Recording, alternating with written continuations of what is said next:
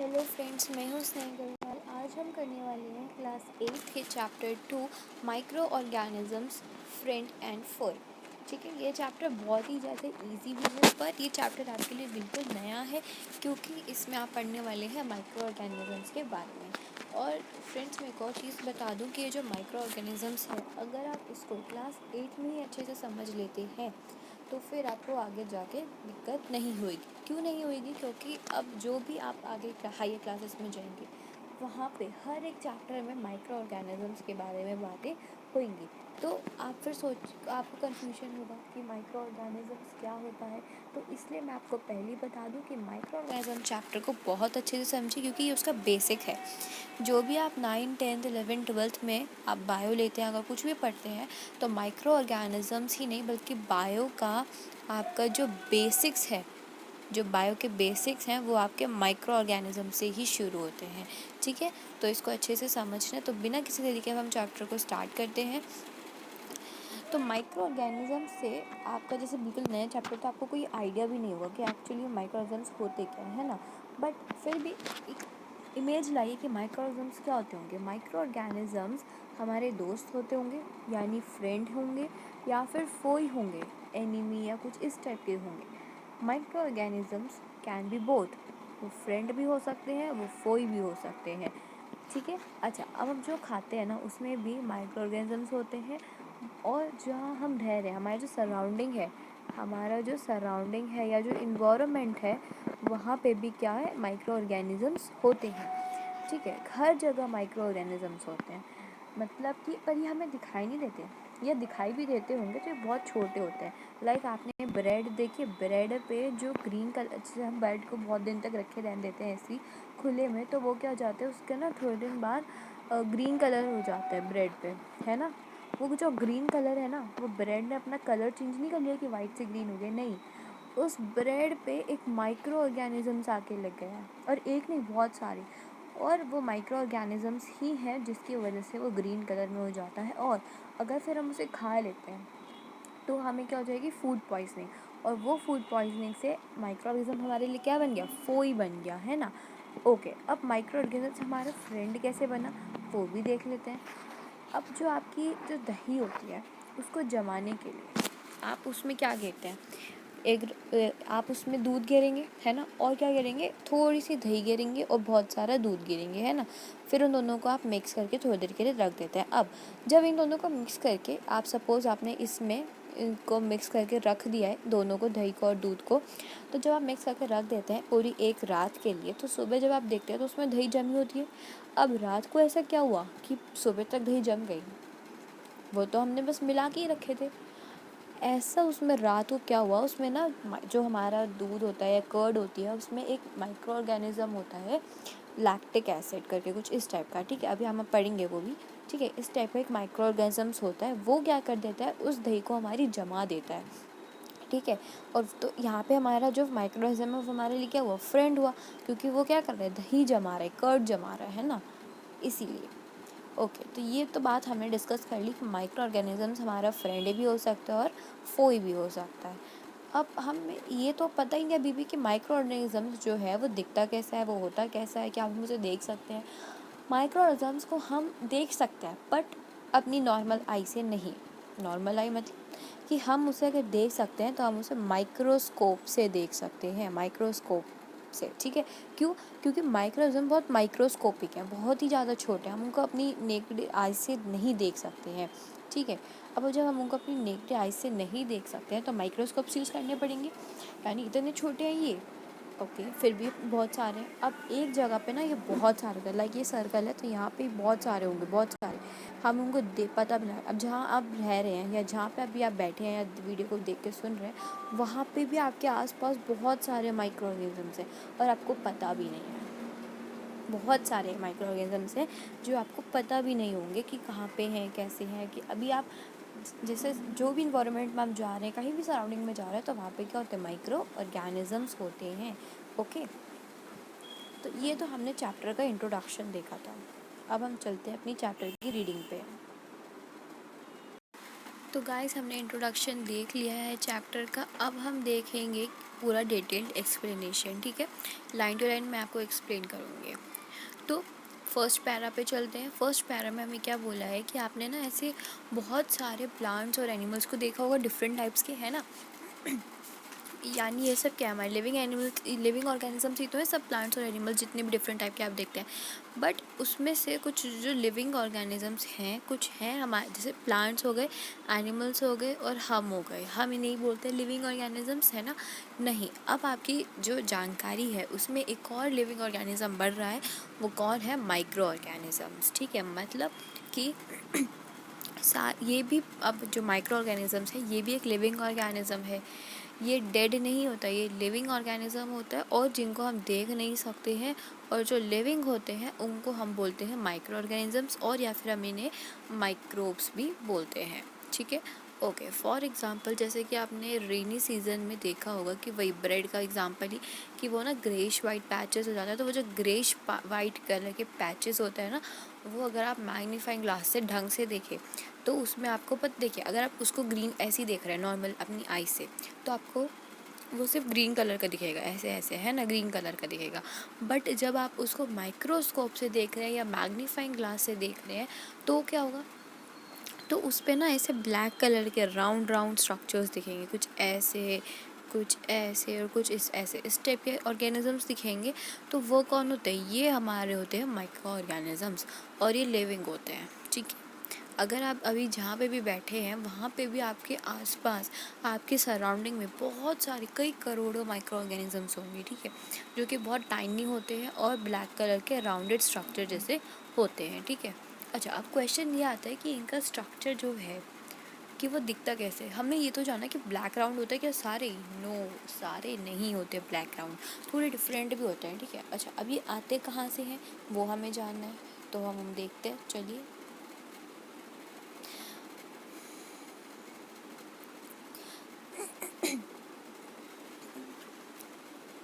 These observations show that water and soil are full of tiny organisms।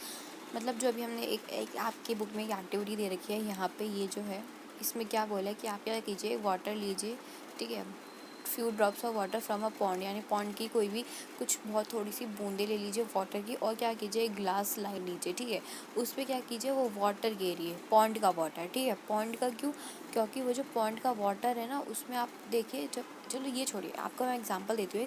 Like आपने boating की होगी जब, तो बोटिंग जब आप करने जाते हैं तो वहाँ पे ना जो उसका कॉर्नर होता है, सपोज़ ये पूरा पॉन्ड है, इसमें आपकी ये वो है बोट, ठीक है, इसमें आप बैठे हैं और यहाँ पे आप बोटिंग कर रहे हैं। अब जब आप बोटिंग में बैठते हैं, बोटिंग कर रहे होते हैं, तो पानी को आप ऐसे हाथ लगाते रहते हैं ना, तो वो पानी क्या एकदम ब्लू होता है, एकदम ग्रीन होता है, एकदम ग्रीन होता है ना, एकदम ग्रीनिश कलर का। तो ये जो ग्रीन कलर है इस पॉन्ड का, जब आप बोटिंग कर रहे होते हैं आप देखते हैं, तो उसके साथ साथ ना जब आप पानी में हाथ देते हैं तो यहाँ पे ये जो कॉर्नर्स होते हैं यहाँ पे कुछ और भी लगा होता है, मोटा मोटा, है ना, वो क्या होता है, और क्या पूरे, और ठीक है, वो आपकी क्या होती है, माइक्रो ऑर्गेनिजम्स होते हैं इसमें, ठीक है। और या फिर ये जो आप ये ग्रीन कलर का पानी देखते हैं ये भी क्या होता है, आपके माइक्रो ऑर्गेनिजम्स होते हैं उस वाटर में मिले हुए। यानी कि वाटर में भी अगर आप कहीं ग्रीन कलर कुछ भी होता है, आपका वाटर है कुछ भी आपका, वहाँ पे क्या है, माइक्रो ऑर्गेनिजम्स हैं, वाटर में, एयर में, लैंड में, हर जगह माइक्रो ऑर्गेनिजम्स होते हैं। अब अगर हम बात करें सॉइल की, तो जो सॉइल है ना उस पर जब आप क्रॉप ग्रो करते हैं, क्रॉप, तो क्रॉप्स को ग्रो करने में जो हेल्प करते हैं ना वो आपके माइक्रो ऑर्गेनिजम्स ही हैं। क्यों, क्योंकि वो भी सॉइल में लैंड होते हैं और वो कुछ अपना काम करते हैं, ठीक है। ओके, तो जो आप वाटर में देखते हैं टाइनी टाइनी ऑर्गेनिजम्स या कुछ भी ग्रीन कलर का, तो वो भी एक कैटेगरी ही है माइक्रोब्स की, यानी वो माइक्रो ऑर्गेनिजम्स है, ठीक है। नाउ दीस माइक्रो ऑर्गेनिजम्स, और जो माइक्रोब्स है वो बहुत छोटे होते हैं कि हम उनको देख भी नहीं सकते अपनी अननेडेड आई, अननेडेड आई मतलब कि अगर हम इन्हें अपनी नॉर्मल आई से देखें तो नहीं देख सकते, बट अगर हम मैग्नीफाइंग ग्लास यूज़ करें तो हम देख सकते होंगे, ठीक है। अच्छा, अब जो आपकी ब्रेड पे लगी होती है ना, अब जो हमारे माइक्रो ऑर्गेनिजम्स हैं वो भी बहुत डिफरेंट टाइप्स के होते हैं। लाइक एक हो गया हमारा बैक्टीरिया, फिर आ गया वायरस, और फंगी, तो बहुत टाइप के होते हैं, ठीक है। अब मैं बात करूँ अगर फंगी की, तो फंगी आपके ब्रेड पे लगती है, जिसको हम फंगस भी बोलते हैं। फंगी को हम फंगस भी बोलते हैं, और वो फंगस कहाँ पे ग्रो होती है? ब्रेड पे। जब ब्रेड आपकी ग्रीन कलर की हो जाती है ना, तो उस पर माइक्रो ऑर्गेनिज्म आ जाता है, फंगी वाला, ग्रीन कलर का, ठीक है। ओके, नाउ, और वो भी आप किसे देख सकते हैं? अगर आपको फंगी देखते हैं तो आप अपनी नॉर्मल आई से देख सकते हैं, बट अगर आप उसको ऐसे ही देखेंगे, मतलब विदाउट मैग्नीफाइंग ग्लास के अगर आप उसे देखेंगे इसके विदाउट, तो आपको वो कैसे दिखेगा? ग्रीन दिखेगा, सिर्फ ग्रीन दिखेगा, ठीक है। बट अगर आप उसको मैग्नीफाइंग ग्लास से देखेंगे, किससे देखेंगे? मैग्नीफाइंग ग्लास से, तो क्या होगा? तो आपको ना वो दिखेंगे कुछ कीड़े टाइप में, लाइक ऐसे ऐसे राउंडेड कुछ कीड़े टाइप में दिखेंगे, ठीक है। तो मैंने क्या, फंगस जो है या कोई भी जो भी माइक्रोन्स आपको दिखेंगे, अगर आपको वो ऐसे ही देख रहे हैं विदाउट मैग्नीफाइंग, तो वो आपको नॉर्मल किसी कलर अलग मिलेंगे, ठीक है। बट अगर आप उसे मैग्नीफाइंग से देख रहे हैं तो आपको कीड़े टाइप में दिखेंगे, कुछ ऐसे, ठीक है। ओके, तो अब बात कर लेते हैं कि माइक्रो ऑर्गेनिजम्स बहुत टाइप के होते हैं, वो कैसे कैसे होते हैं, ठीक है। ओके, माइक्रो ऑर्गेनिज्म जो है वो मेनली बताऊँ तो वो 4 टाइप्स के होते हैं, ठीक है। 4 टाइप्स कौन कौन से? सॉरी 4 नहीं, 5। फर्स्ट हमारा जो है वो है हमारा बैक्टीरिया। सेकंड जो है हमारा वो हो गया फंगी। थर्ड जो है वो हमारा प्रोटोजोआ। फोर्थ जो है वो हमारा एल्गी। और जो फिफ्थ है हमारा वो है वायरसेस, ठीक है। वायरस भी एक टाइप का क्या है? माइक्रो ऑर्गेनिज्म है, ठीक है। ओके, जैसे कि ये कोरोना वायरस चल रहा है तो वो भी क्या एक टाइप का माइक्रो ऑर्गेनिज्म ही है, ठीक है। तो इस टाइप के जो भी हम देख नहीं सकते हैं और बहुत छोटे छोटे होते हैं और फ्रेंड भी हैं और फोए भी हैं, तो वो क्या है? माइक्रोस है। जैसे वायरस है वो कभी फ्रेंड नहीं हो सकते, वो सिर्फ क्या होंगे? वो सिर्फ फोए होंगे, ठीक है। ओके, और जो बैक्टीरिया है, फंगी है, हमारा प्रोटो, ये दोनों है, ये हमारे फ्रेंड भी हो सकते हैं और ये हमारे फोए भी हो सकते हैं, ठीक है। ओके, अब हम ना इन्हीं सब के बारे में डिटेल्स में पढ़ेंगे। तो सबसे पहले वायरस के बारे में पढ़ लेते हैं। तो वायरस जो है आर ऑल्सो माइक्रोस्कोपिक, यानी वो भी बहुत छोटे होते हैं जिनको हम देख नहीं सकते, वो देख सकते हैं तो माइक्रोस्कोप से देख सकते हैं, ठीक है। अब जैसे कोरोना वायरस चल रहा है तो हमें ये जो पता चला है कि उसकी शेप कुछ ऐसे होती है ना, कुछ ऐसे होती है। वो हमें कैसे पता चला? वो जो साइंटिस्ट लोग हैं उन्होंने इसे माइक्रोस्कोप से देखा है। बिना माइक्रोस्कोप से वो पता नहीं लगा पाते कि इसकी शेप कैसी है या ये दिखता कैसे है, ठीक है। क्योंकि हमें तो दिखता नहीं, अगर हमें दिखता तो फिर हम तो अभी कोरोना से बच जाते, बट हमें ये दिखता नहीं है और ये हमें माइक्रोस्कोप से दिखता है, तो इसलिए माइक्रोस्कोप जैसे ये वायरस है, ठीक है। ओके, नाउ ये they however reproduce only inside the cell of the host organism. जो वायरस है ना वो क्या करते हैं उनके बारे में हम डिटेल में पढ़ते हैं, ठीक है। तो जो वायरस है वो क्या करता है? पूरा रिप्रोड्यूस करता है। अब रिप्रोड्यूस क्या होता है ये आप ऑलरेडी पढ़ चुके हैं। रिप्रोड्यूस जो है वो यानी गिविंग बर्थ देता है, ठीक है, ओनली इनसाइड द सेल। यानी सपोज ये आपका सेल है, तो वायरस जो है वो अपने सेल के अंदर ही क्या करेगा? रिप्रोड्यूस करेगा, ठीक है। विच में भी अच्छा, वो क्या रिप्रोड्यूस कर सकते हैं? बैक्टीरिया, प्लांट और एनिमल, किसी भी टाइप का वायरस हो सकता है ना वो। Okay, now some of the viruses जो हैं आपको डायग्राम 2.5 में दिए गए हैं, ठीक है, जरा देख लेते हैं। ये रहे, जैसे कि ये एक वायरस है, ये एक वायरस है। अब आने वाले टाइम में ना आपकी बुक में एक कोरोना वायरस पे भी एक टॉपिक होगा, ठीक है, क्योंकि वो भी अब एक वायरस है जो कि बहुत नामचीन है ना। तो ये भी एक वायरस है, ये सब भी एक वायरसेस हैं, बट इनका नाम क्या है? No one knows, okay. Okay, उसमें से कुछ, अच्छा, अब हमें एक कॉमन वायरसेस भी होते हैं ना, लाइक कोल्ड हो गया, किसी को इन्फ्लुएंजा हो गया, कफ हो गया, तो ये सब बीमारियां जो हैं वायरसेस के थ्रू होती हैं। वायरस क्या होता है कि मतलब ना, जैसे ये एक पर्सन है, ठीक है, और एक ये पर्सन है, ठीक है। अब ये वाला जो फर्स्ट पर्सन है, ये फर्स्ट पर्सन है और ये हमारा सेकंड पर्सन है, ठीक है। अब जो फर्स्ट पर्सन है उसको सपोज कोल्ड है या कफ है या इन्फ्लुएंजा, तीनों चीज़ें उसको हैं, ठीक है। कोल्ड, इन्फ्लुएंजा, कफ सब है। अब जैसे ही ये सेकंड पर्सन, जो कि सेकंड पर्सन कैसा है? एकदम हेल्दी पर्सन है, ठीक है। और जो फर्स्ट पर्सन है वो कैसा है? वो बीमार पर्सन है, ठीक है, वो अनहेल्दी है। तो जो हेल्दी पर्सन है, सेकेंड वाला पर्सन, जब वो इसके कांटेक्ट में आएगा, यानी जब वो इसके पास जाएगा, इससे बात करेगा, तो जो फर्स्ट पर्सन है जब वो अपना बात करेगा तो वो क्या करेगा, कफ, कोल्ड, कफ, इन्वेस्ट सब करेगा, है ना। तो इसका ये जो वायरस है ये ट्रैवल करके इस सेकंड पर्सन के पास पहुंच जाएगा, और जब ये ट्रैवल करके पहुंच जाएगा तो वायरस उसमें भी फैल जाएगा। फिर वो क्या, हेल्दी पर्सन हेल्दी रहेगा नहीं, वो हेल्दी पर्सन भी क्या हो जाएगा, अनहेल्दी हो जाएगा, ठीक है, अनहेल्दी हो जाएगा, ठीक है। तो जब वो भी अनहेल्दी हो गया तो अब वो जब किसी तीसरे कांटेक्ट में आएगा तो वो अनहेल्दी हो जाएगा। तो वायरस क्या है, ऐसे फैलता है कि जब हम किसी के कांटेक्ट में आते हैं तो वो किसी और पर्सन से दूसरे पर्सन में वैरी कर जाता है, ठीक है। अच्छा, अब एग्ज़ाम्स में ना आपको 1 मार्क और 2 मार्क क्वेश्चन कैसे आएंगे कि वायरस से कौन कौन सी डिजीज़ होती है ये बताओ, ठीक है। तो आपको बतानी है कि वायरस 3 कॉमन डिजीज़ होती हैं, कफ हो गया, कोल्ड हो गया और इन्फ्लुएंजा हो गया। 3 कॉमन डिजीज़ हैं जो वायरस से होती हैं, ठीक है।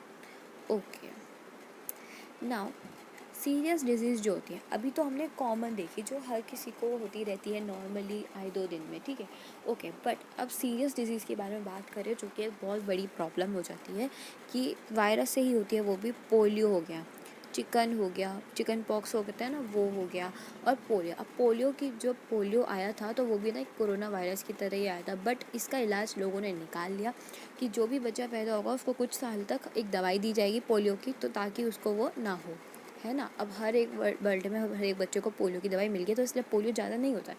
ऐसे ही चिकन पॉक्स की भी पहले आई थी, बट उसका जो है ऐसे ही कोरोना वायरस का भी कोई ना कोई इलाज निकल जाएगा, कोई नहीं, हम इसके बारे में छोड़ देते हैं अभी कोरोना को। हम आते हैं अपने चैप्टर पे। तो जो वायरस है वो, उसमें सीरियस डिजीज़ क्या हो गई, पोलियो हो गया, चिकन पॉक्स हो गया, ठीक है। अब कुछ और भी डिजीज़ हैं जो कि वायरस से हमने 5 डिजीज़ देखी, ठीक है।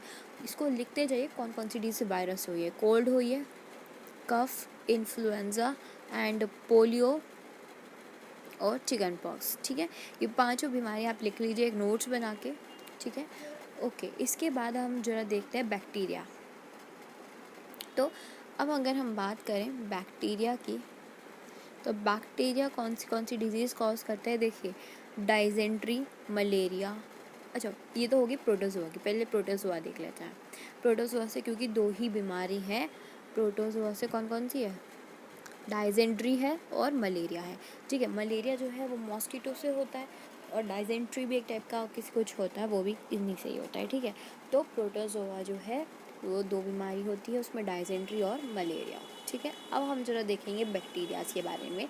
बैक्टीरिया जो है ना वो फ्रेंड और फोए हमारे दोनों हैं। क्यों, क्योंकि बैक्टीरिया जो है हमारा बहुत काम करता है, फार्मर्स के लिए तो बहुत ही ज़्यादा, ठीक है, तो इसलिए वो उनके फ्रेंड हुए। अच्छा, बैक्टीरिया जो है वो टाइफॉइड, ट्यूबरक्लोसिस को हम टीबी भी बोलते हैं, ठीक है। क्या बोलते हैं ट्यूबरक्लोसिस को, टीबी। तो ये 2 बीमारी हैं जो कि हमारा जो बैक्टीरिया है वो करता है, ठीक है। और भी है बट जो मेन हम बात कर रहे हैं वो कौन कौन सी हैं, टाइफॉइड, जिसमें या तो लोग मोटा होते हैं या तो बहुत ज़्यादा पतले हो जाते हैं, और एक होता है टीबी, ये सूखी खांसी होती है, ठीक है, ओके। ट्यूबरक्लोसिस हो गया।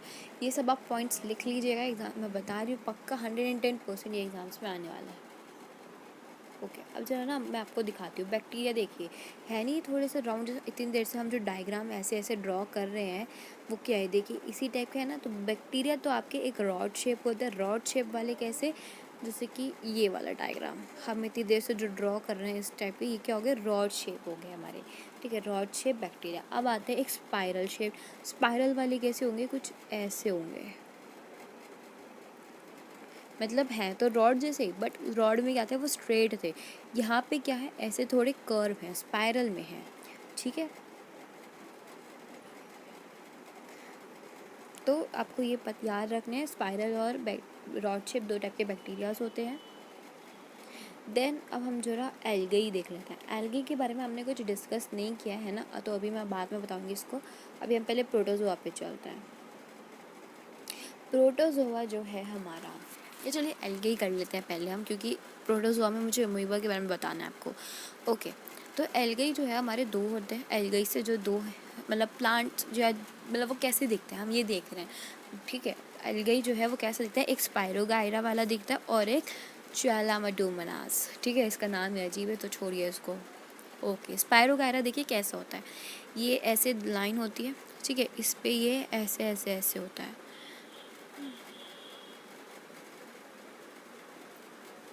कुछ इस टाइप का आपका होता है स्पायरोगायरा, ठीक है। अच्छा, ये जो है यहाँ पे ये कौन सा कलर का होता है, ग्रीन कलर का होता है।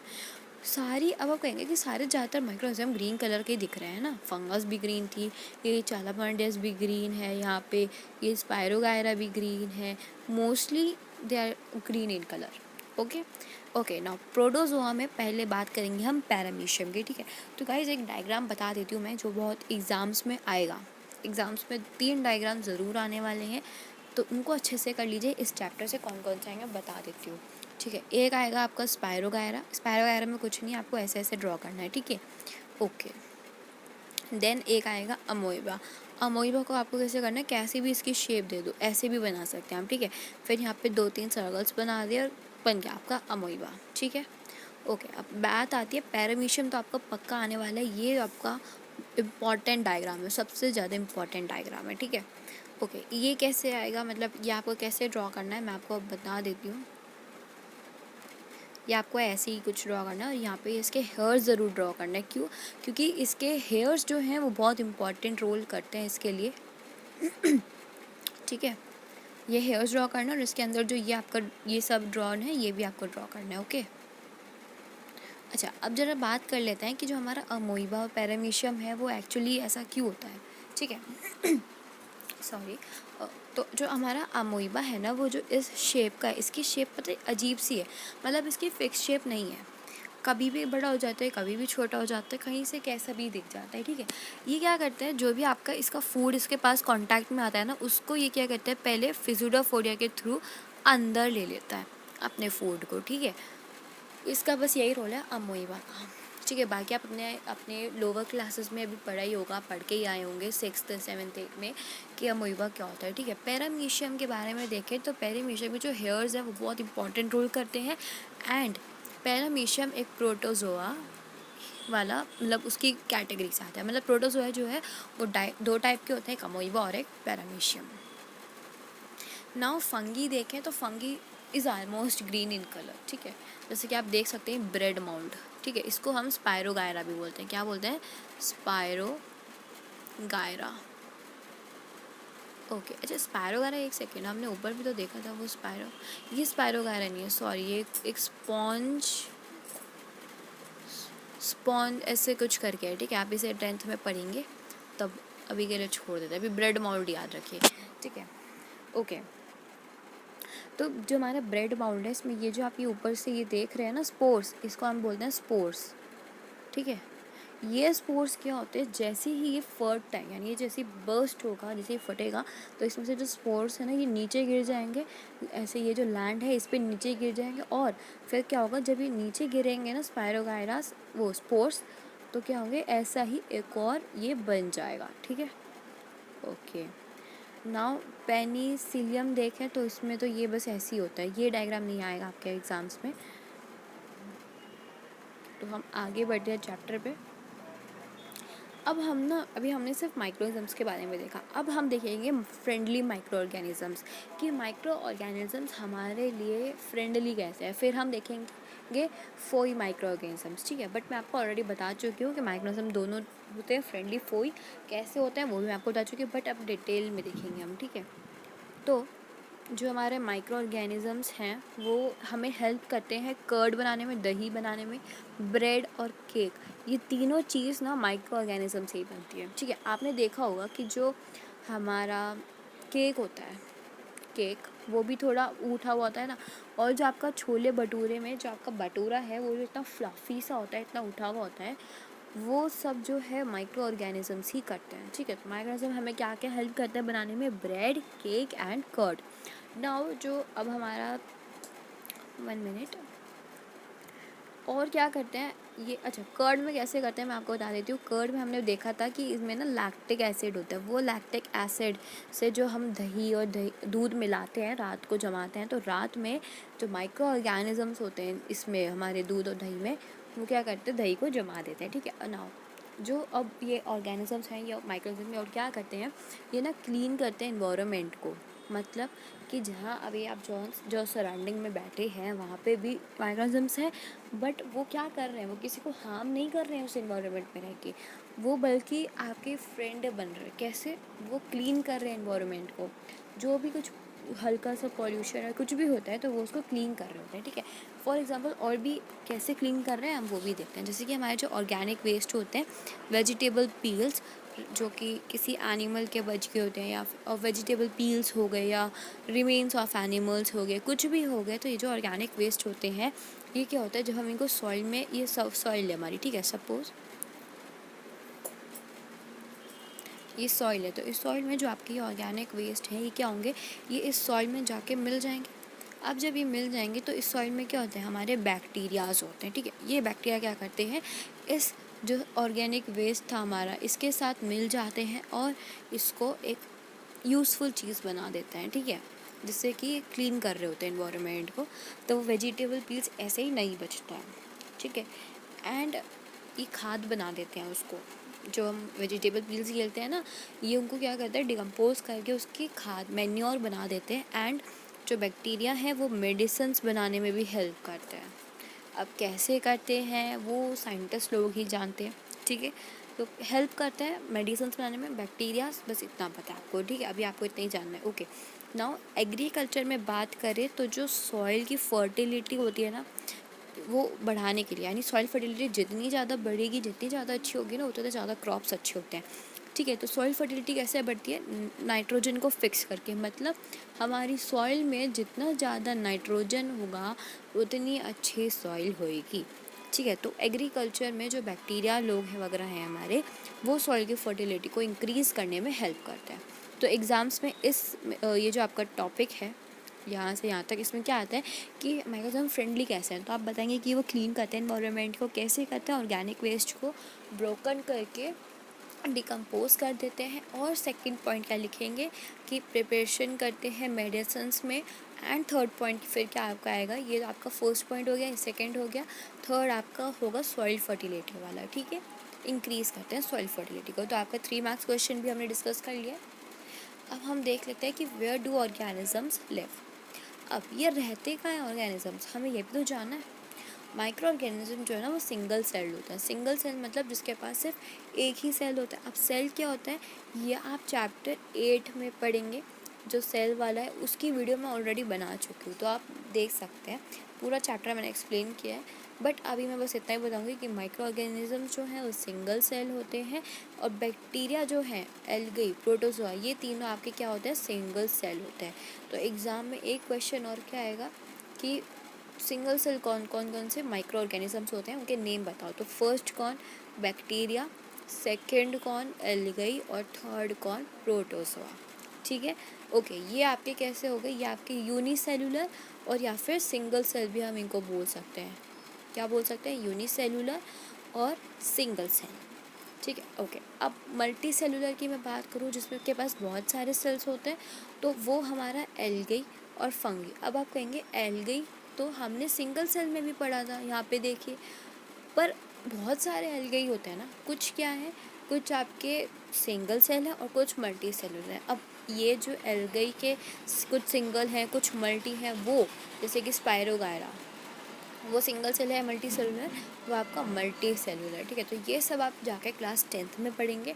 अभी बस इतना याद रखिए कि यूनी कौन है, यूनिसेलुलर जिसके पास एक सेल होता है यानी सिंगल सेल, वो हमारा बैक्टीरिया और कुछ एल्गी और प्रोटोजोआ, ठीक है। देन मल्टी सेलुलर की बात करूँ मैं, तो जो मल्टी सेलुलर है वो हमारा एल्गी हो गया और फंगी हो गया, ठीक है। ये 5 जो है हमने लिख दिए हैं, इसको आप ड्रॉ कर लीजिए, लिख लीजिए, बहुत इंपॉर्टेंट है।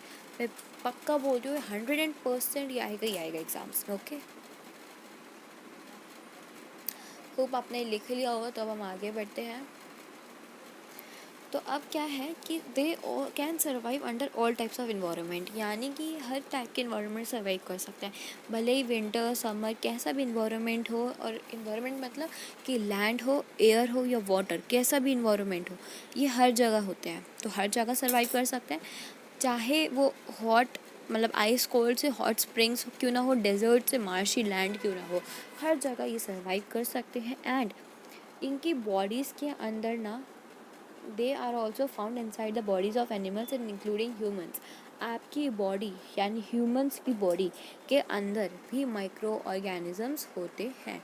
ठीक है, किसकी बॉडी के अंदर? एनिमल्स और ह्यूमन्स, इन दोनों की जो बॉडी है उनमें माइक्रोऑर्गेनिजम्स होते हैं। ठीक है, ओके। अब कुछ माइक्रोऑर्गेनिज्म जो हैं वो ग्रो कर जाते हैं खुद ही, मतलब फ्रीली एग्जिस्ट होते हैं तो खुद ही ग्रो कर जाते हैं, और या फिर हमें इन्हें ग्रो करना होता है। ठीक है, अब माइक्रो ऑर्गेनिज्म जैसे कि, अब एक और इम्पॉर्टेंट, बहुत ही ज़्यादा इम्पॉर्टेंट क्वेश्चंस मैं बता रही हूँ, एग्जाम्स में ये पक्का आएंगे, तो आप इनको लिखते जाइए जो मैं बताती जा रही हूँ। ठीक है, अभी तक हम 3 क्वेश्चन डिस्कस कर चुके हैं। अब 4th क्वेश्चन हम देख रहे हैं, वो क्या है कि ये जो माइक्रो ऑर्गेनिज्म हैं ये कहाँ रहते हैं, कहाँ रहते हैं? ठीक है, live, where do they live? तो जो अमोइबा है, जो अमोइबा है वो अकेले रहता है, अलोन। ठीक है, वाइल जो आपका फंगी और बैक्टीरिया है वो कॉलोनीज़ में रहता है। कॉलोनीज़ मतलब पहले हम लिख लेते हैं कि कहाँ रहता है। अमोइबा अकेले रहता है, और जो आपका फंगी और बैक्टीरिया है वो कॉलोनीज़ में रहते हैं। कॉलोनीज़ का मतलब क्या है? एक टाइप की सोसाइटी में रहता है, यानी जहाँ बहुत सारे रहते हैं। ठीक है, अब जैसे सॉइल है तो सॉइल में एक तो बैक्टीरिया होगा नहीं, तो वो क्या ही कर लेगा अगर एक बैक्टीरिया होगा तो, है ना? तो बहुत सारे बैक्टीरियाज होंगे वहाँ सॉइल में। फंगी, ब्रेड पे बहुत सारे फंगी होंगे, कॉलोनीज़ में रहते हैं फंगी और बैक्टीरिया। ठीक है, और जो अमोइबा है वो कैसे रहता है? अकेले, क्योंकि वो खुद ही में इतना बड़ा है कि वो फूड को खुद ही कैप्चर कर लेता है। ठीक है, ओके। तो ये इंपॉर्टेंट क्वेश्चन था, मैं बता रही हूँ एग्ज़ाम से पक्का आएगा। अगर आपने अभी नहीं किया तो एग्ज़ाम्स आने पे आप पछताएंगे कि ये क्वेश्चन हमने क्यों नहीं किया। ठीक है, ओके। अब हमारा टॉपिक है माइक्रोऑर्गेनिज्म एंड अस, यानी माइक्रोऑर्गेनिज्म और हमारे बीच क्या रिलेशन या कुछ भी हो सकता है। ठीक है, माइक्रोऑर्गेनिज्म जो है हमारी लाइफ में बहुत इंपॉर्टेंट रोल निभाता है। बहुत इंपॉर्टेंट रोल कैसे? बहुत सारे बेनिफिशियल चीज़ें हैं जो ये हमारे लिए करता है, जैसे कि making of curd and bread. ये हमारे लिए कर्ड और ब्रेड बनाता है। अब कैसे बनाते हैं वो हम अच्छे डिटेल्स में देखते हैं। ठीक है, तो आई सॉ माई, जो अब यहाँ पे बूजो है, पहेली या बूजो जो भी है, वो बता रहे हैं कि मैंने अपनी मम्मी को देखा है एक लिटिल कर्ड में वार्म मिल्क, मतलब 1 चम्मच कर्ड और उसमें बहुत सारा जो है गरम में दूध जो है वो डाल दिया है। ठीक है, और अगले दिन देखा तो कर्ड जो है वो पूरी सेट है। अब बूजो जो है, पहेली जो है यहाँ पे, वो ये सोच रही है कि ऐसा क्यों। ठीक है, तो उसका रीज़न अब यहाँ हम पढ़ते हैं। ठीक है, ओके। जो कर्ड है ना उसमें बहुत सारे माइक्रोऑर्गेनिजम्स होते हैं। क्या होता है? बहुत सारे माइक्रो ऑर्गेनिजम्स होते हैं, जैसे कि कौन कौन से? एक बैक्टीरिया है जिसका नाम है लैक्टोबैसिलस। क्या नाम है? लैक्टोबैसिलस। 1 मार्क क्वेश्चन है ये भी, इसको नोट कर लीजिए। लैक्टोबैसिलस जो है वो कर्ड में पाया जाता है, एंड ये क्या करता है? अच्छा, अब एक और क्वेश्चन, हमने 5th क्वेश्चन क्या देखा कि कर्ड में कौन सा वो होता है? बैक्टीरिया, तो वो लैक्टोबैसिलस। नाउ क्वेश्चन 6 मैं आपको बता रही हूँ। क्वेश्चन 6 क्या है कि जो हमारा लैक्टोबैसिलस है वो क्या करता है? क्या करता है लैक्टोबैसिलस? तो इसका आंसर है कि वो प्रमोट करता है फॉर्मेशन ऑफ कर्ड को। यहाँ से यहाँ तक इसका आंसर है बस। ठीक है, क्या करता है? प्रमोट करता है फॉर्मेशन ऑफ कर्ड, यानी कि वो कर्ड को बनाता है। और कैसे बनाता है? जो हमारा दूध होता है ना उसको वो धीरे धीरे कन्वर्ट कर देता है कर्ड में। ठीक है, ओके। अब जो आपका बैक्टीरिया है वो प्रोवाइड करता है आपको चीज़ भी, जो आप चीज़ खाते हैं, अचार खाते हैं सॉरी जो आपका बैक्टीरिया है उसमें भी चीज़ होती है, और पिकल यानी अचार भी बैक्टीरिया से बनता है। अब बैक्टीरिया अचार कैसे बनाता है? आपने अचार को भी देखा होगा, जब हम अचार बनाते हैं तो हम उसे 1 दिन के लिए ऐसे ही छोड़ देते हैं डिब्बे को, है ना, उसमें अचार भर के। तो 1 दिन बाद क्या होता है? वो अचार बन जाता है। कैसे? बैक्टीरिया का कमाल। ठीक है, अब जो आपकी रवा है, सूजी, इडली है, भटूरा है, इज़ कर्ड, भटूराज is and bhatura is curd. एक सेकेंड, आपकी बुक में यहीं गलत लिखा हुआ है कि भटूरा कड़वा, भटूरा इज़ कड़वा। ओके, रवा, सूजी, इडली और भटूरा, ये कर्ड सब जो है ये कैसे बनता है? ये सब बैक्टीरिया बनाता है। कैसे बनाता है? एक सेकेंड गाइस, ओके। तो जो बैक्टीरिया है वो कैसे बनता, मतलब बैक्टीरिया कैसे बनाता है, जैसे आपके भटूरा है वो एकदम फ्लफ़ी उठा हुआ होता है ना, वो यीस्ट की वजह से। किसकी वजह से? 1 मिनट। यीस्ट की वजह से, ठीक है। ये यीस्ट जो है ये भी बहुत कुछ काम करता है, और इसमें भी क्या होता है, बैक्टीरिया होता है। बैक्टीरिया जो आपका यीस्ट है ना, वो एक टाइप का बैक्टीरिया है। ये आपके रवा, सूजी, इडली, भटूरा, इन सब में आपको यीस्ट गिरना पड़ता है। केक हो गया, कुछ भी हो गया, उसमें आपको यीस्ट गिरना ही पड़ेगा। तो ये एक टाइप का बैक्टीरिया होता है, यही आपका बनाता है भटूरास वगैरह। ओके,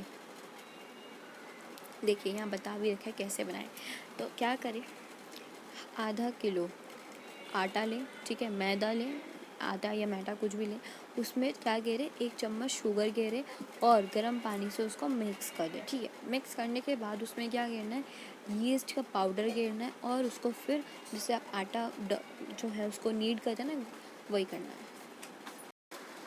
और उसके 2 घंटे बाद, एकदम 2 आवर्स बाद, आप क्या देखेंगे कि जो आपका डो है वो राइस कर जाएगा। मतलब कैसे, ये देखिए, अभी एकदम पानी जैसा था और एकदम से फ्लफ़ी हो गया, ऐसे उठ गया है ना। तो ये करता है कौन, आपका डो, मतलब यीस्ट पाउडर जो है वो ये सब काम करता है, ठीक है। ओके, यीस्ट जो है वो क्या करता है, देखिए अच्छे से इसको एक्सप्लेन करती हूँ मैं आपको। जो यीस्ट है वो रिप्रोड्यूस करता है rapidly and produce carbon dioxide during the respiration. मतलब जो आपका यीस्ट है ना, वो रिप्रोड्यूस करता है और क्या करता है, वो CO2 को रेस्पायर करता है, मतलब वो CO2 को लेता है, इनहेल करता है। एंड फिर जो क्या है ना, बबल्स होते हैं, वो गैस फिल हो जाते हैं इन द डो। मतलब यीस्ट क्या करता है, बबल्स बनाता है, यानी जो हमारा कुछ भी होता है उसको ऐसे राइस करा देता है, ठीक है। राइस कराने के बाद वो क्या होता है कि उसका एंड इंक्रीज इट्स वॉल्यूम तो ऑफकोर्स बढ़ेगा ही जब उसका वो राइस कर रहा है। तो बेकिंग इंडस्ट्री में जो ब्रेड होते हैं, पेस्ट्री होते हैं आपके, और केक्स होते हैं, इन सब में सबसे ज़्यादा यीस्ट यूज़ किया जाता है। क्यों किया जाता है? क्योंकि इसमें CO2 होता है। CO2 जो है बहुत इम्पॉर्टेंट रोल निभाता है किसी भी चीज़ को राइस कराने में या यीस्ट में, ठीक है।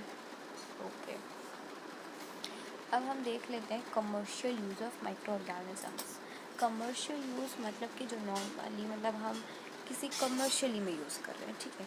जैसे कि लार्ज स्केल प्रोडक्शन में, तो लार्ज स्केल प्रोडक्शन यानी किसी जो इंडस्ट्री हो गई, फैक्ट्रीज़ हो गई, इनमें काम होते हैं ना। तो लार्ज स्केल जो हमारा वो होता है, 1 मिनट,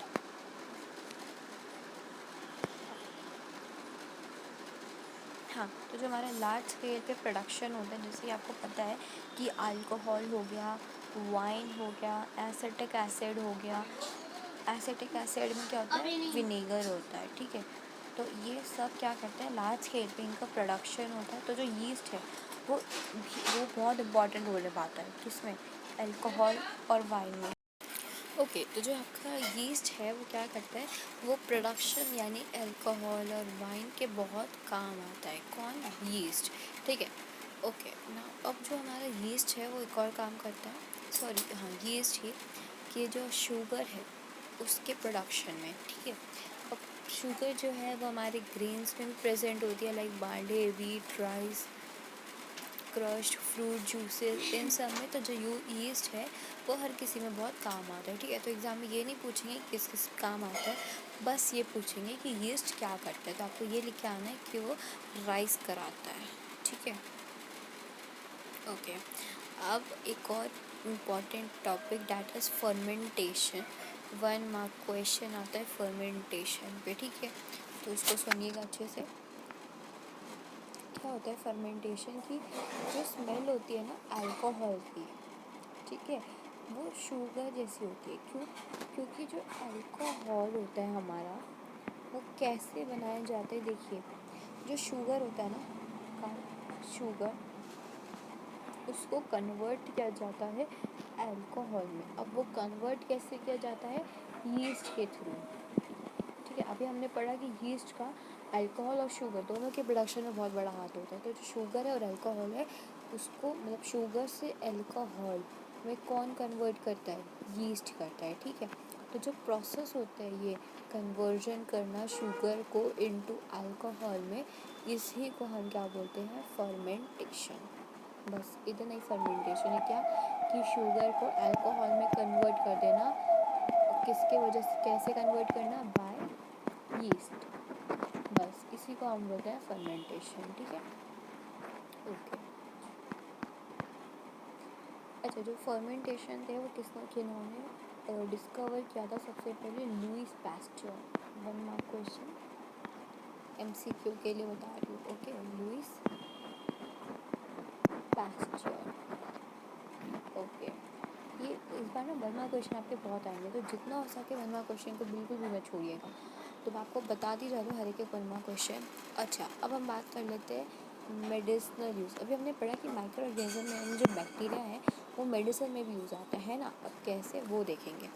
वेनेवर, जब भी आप इल फॉल कर जाते हैं, मतलब आप बीमार हो जाते हैं, तो जो डॉक्टर है वो आपको कुछ एंटीबायोटिक्स की टैबलेट देते हैं, है ना। तो आपको कोई भी टैबलेट देता है, उस टैबलेट को हम क्या बोलते हैं, एंटीबायोटिक टैबलेट, ठीक है। अब या फिर कैप्सूल्स देता है, इंजेक्शन देता है, पेनिसिलिन देता है, कुछ भी देता है, ठीक है। जो आपके इंजेक्शन्स होते हैं ना वो आपके पेनिसिलिन के होते हैं। तो जो डॉक्टर है वो आपको कैप्सूल, टैबलेट्स और इंजेक्शन देता है ना, ये सब, तो ये सब किसके बने होते हैं, पेनिसिलिन के बने होते हैं। पेनिसिलिन याद कीजिए, हमने फंगी या एल्गी या प्रोटोजोआ में पढ़ा था, है ना। मेरे ख्याल से तो फंगी था, I am not sure, but देख लीजिएगा आपके बुक में होगा, अभी हमने जस्ट पढ़ा था, ठीक है। तो जो पेनिसिलिन है वो इन सब से बनता है हमारा, ठीक है। और जो हमारे मेडिसिन्स के सोर्स हैं, यानी जो मेडिसिन्स कहाँ से आती है, माइक्रो ऑर्गेनिजम्स ही देते हैं हमें मेडिसिन्स। डॉक्टर, साइंटिस्ट वगैरह मेडिसिन्स नहीं बनाते, मतलब ये तो बनाते हैं, बट जो मेन हाथ होता है ना वो माइक्रो ऑर्गेनिजम्स को होता है, क्योंकि वही कुछ कन्वर्ट करते हैं, ठीक है। तो एक तरह से माइक्रो कितने बड़े फ्रेंड हुए हमारे, है ना। ओके, अब जो मेडिसिन्स होती हैं किल और stop the growth of disease को, अच्छा अब कुछ ऐसी मेडिसिन्स हैं जो कि ना क्या करती हैं कि जो माइक्रो ऑर्गेनिजम्स है ना इनको मार देती है। मतलब कि मेडिसिन किल, और या फिर जो उनकी ग्रोथ है, मतलब माइक्रोजोम एक है तो वो 10 माइक्रोजोम भी हो जाएंगे, फिर आगे जाके जब वो रिप्रोड्यूस करेंगे, है ना, या फिर वो क्या होंगे, उनको मारना पड़ेगा। तो जो मेडिसिन्स है वो उनको मार देती है और या फिर उनकी ग्रोथ को रोक देती है, ठीक है। अच्छा, अब जो रोक देती, अच्छा देखो, जो हमारी दवाई है, इंजेक्शन्स वगैरह, ठीक है, उस सब में क्या है, माइक्रो ऑर्गेनिजम्स है। अब जब इंजेक्शन हमारी बॉडी में जा रहा है तो माइक्रो ऑर्गेनिजम्स भी जा रहा है, क्योंकि दवाई तो माइक्रो ऑर्गेनिजम्स से ही बढ़ रही है ना, मतलब बन रही है, और बनाता कौन है, यही बनाते हैं, तो फिर ये तो उसके अंदर होंगे ही होंगे, है ना। तो जब ये बना रहे हैं ना तो ये उसके अंदर चले भी जाते हैं, तो जब ये उसके अंदर चले जाते हैं तो क्या होगा कि ये जब दवाई फिर हम लेंगे, देखिए ये दवाई है, ठीक है, ये ऐसे तो बनी नहीं, ये माइक्रो ऑर्गेनिजम्स ने बनाई है। और कैसे बनाई है, इसके अंदर जाके, ठीक है। अब जब ये दवाई आप लेंगे, ये दवाई जब आप लेंगे तो क्या होगा, आपके जो स्टमक है उसमें कौन आ जाएंगे, माइक्रो ऑर्गेनिजम्स। अब वो माइक्रो ऑर्गेनिज्म को हमें मारना पड़ेगा या फिर वहीं पे वहीं रोकना पड़ेगा। तो उसको रोकने के लिए कौन सी दवाई होती है, एंटीबायोटिक्स।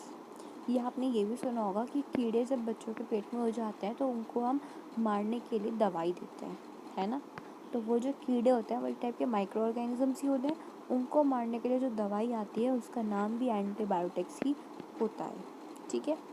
ओके, अब के ज़माने में जो एंटीबायोटिक्स हैं वो बनाता कौन है, वो भी बैक्टीरिया, फंगी ही बनाते हैं।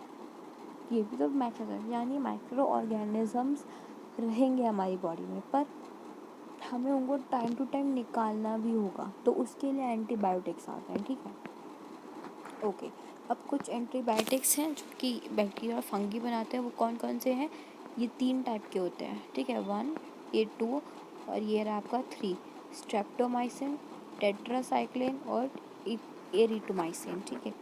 ये आपका आएगा 2 मार्क का क्वेश्चन कि एंटीबायोटिक्स पे पूरा आपको शॉर्ट नोट लिखना है।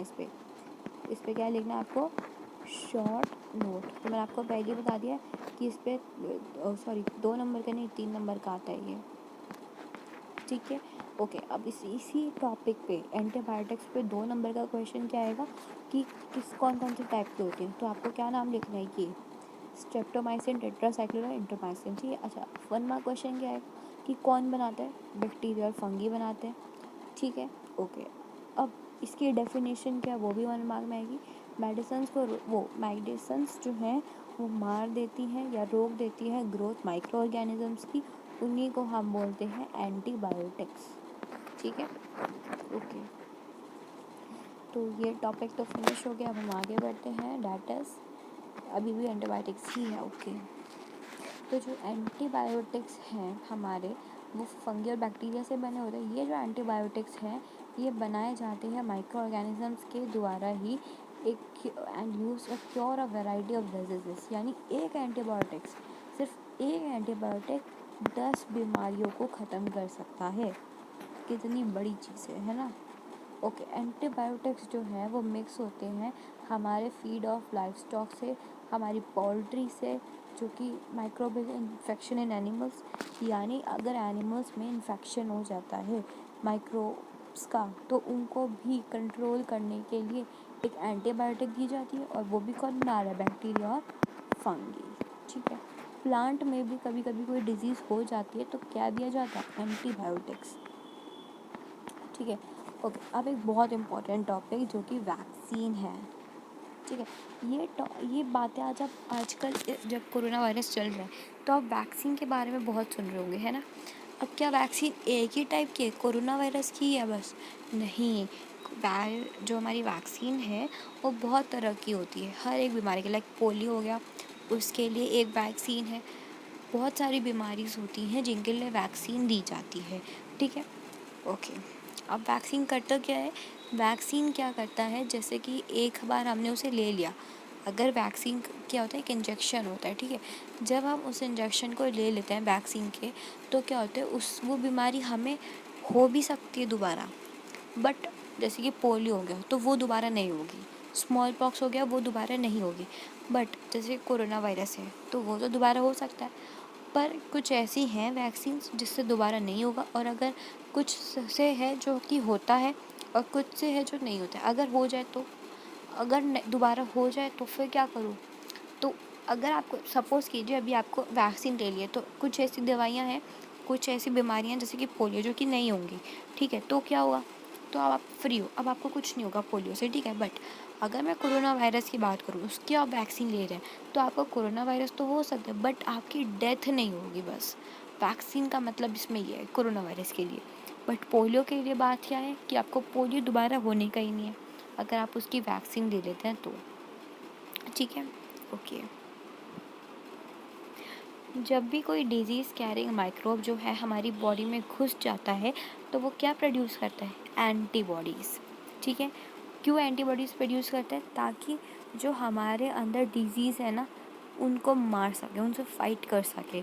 तो क्या होगा, जब वो उनसे फाइट करेंगे तो जो बॉडी है वो ये रिमेंबर करती है कि हमें कैसे फ़ाइट करना है माइक्रोब से, कि अगर वो दोबारा हमारे अंदर आ जाता है।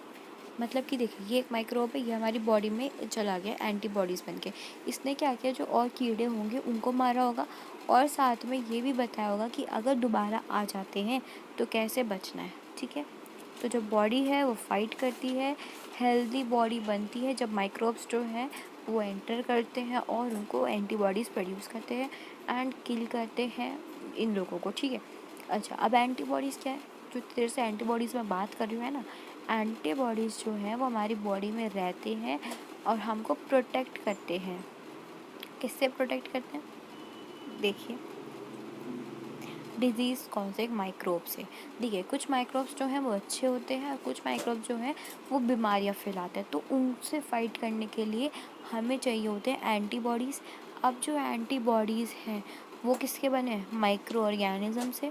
तो वो वाले माइक्रोइज्म कैसे हुए, अच्छे वाले, और जो बुरे वाले हैं उनको मारने के लिए ये यूज़ किया जाता है। ठीक है, जैसे इसी तरीके से, मतलब यही प्रोसेस है कि वैक्सीन कैसे वर्क करती है। मतलब कि जो आपका इंजेक्शन है, सपोज़ ये आपका इंजेक्शन है, ठीक है, ये आप हो, ये इंजेक्शन जब आपने लगाया तो इसमें क्या थे, माइक्रोब्स थे। ठीक है, उस माइक्रोब जब वो आपकी बॉडी में गए तो वो माइक्रोब आपकी बॉडी में जाके जो आपके अंदर डिजीज़ कॉजिंग माइक्रोब्स हैं ना उनको मार रहे हैं। जैसे कि मैं एक कोरोना वायरस का एग्जांपल देती हूँ, अच्छे से समझ आएगा। लाइक ये आप है, ठीक है, अब आपको ना कोरोना वायरस हो गया, तो जो कोरोना वायरस के माइक्रोब्स हैं वो आपके बॉडी के अंदर चले गए। ओके, अब आप क्या लेंगे, इंजेक्शन लेंगे, वैक्सीन ले रहे हैं। अब आप वैक्सीन ले रहे हैं तो इसमें वैक्सीन में क्या है, माइक्रोब्स हैं। इसमें अच्छे वाले माइक्रोब्स होते हैं, ठीक है। और जो आपकी बॉडी में है वो बुरे डिजीज़ कॉजिंग है, क्योंकि उन्होंने आपको कोरोना वायरस वाली डिजीज़ कर दी है ना। तो क्या होगा कि जो इंजेक्शन में अच्छे वाले माइक्रोब्स हैं, जब इंजेक्शन आप लगाएंगे तो आपके अंदर अच्छे वाले माइक्रोब्स चले गए। जब आपके अंदर गुड वाले माइक्रोब्स, तो क्या होगा, जो आपके जो इस कोरोना वायरस वाले डिज़ीज़ कॉजिंग माइक्रोब्स थे ना, तो वो वाले बैड वाले माइक्रोब्स मर जाएंगे और आपके बॉडी में कौन से माइक्रोब्स रह जाएंगे, अच्छे वाले गुड वाले माइक्रोब्स रह जाएंगे, ठीक है। तो इस तरीके से इंजेक्शन या वैक्सीन जो है वो वर्क करती है। तो आपको एग्ज़ाम में वैसे आएगा नहीं इतना पूरे डिटेल में लिखने को, बट अगर आ जाता है तो आपको यही सब लिखना है कि वैक्सीन किस तरीके से वर्क करती है, ठीक है। ये तो मैंने आपको एक एग्जाम्पल के तौर पर बताया कि कोरोना वायरस का लेके, ठीक है। तो अब बहुत सारी डिजीज़ेज़ हैं, क्लोरिया हो गया, क्लोरेरा हो गया, ट्यूबरक्लोसिस हो गया, स्मॉल पॉक्स, हेपेटाइटिस, ये वैक्सीनेशन से मतलब प्रिवेंट की जा सकती है, मतलब इनसे बचा जा सकता है। अगर जो ट्यूबरक्लोसिस है हमारा, क्लोरिया हो गया, स्मॉल पॉक्स हो गए, हेपेटाइटिस, इन सब से हम वैक्सीनेशन लेके बच सकते हैं, ठीक है।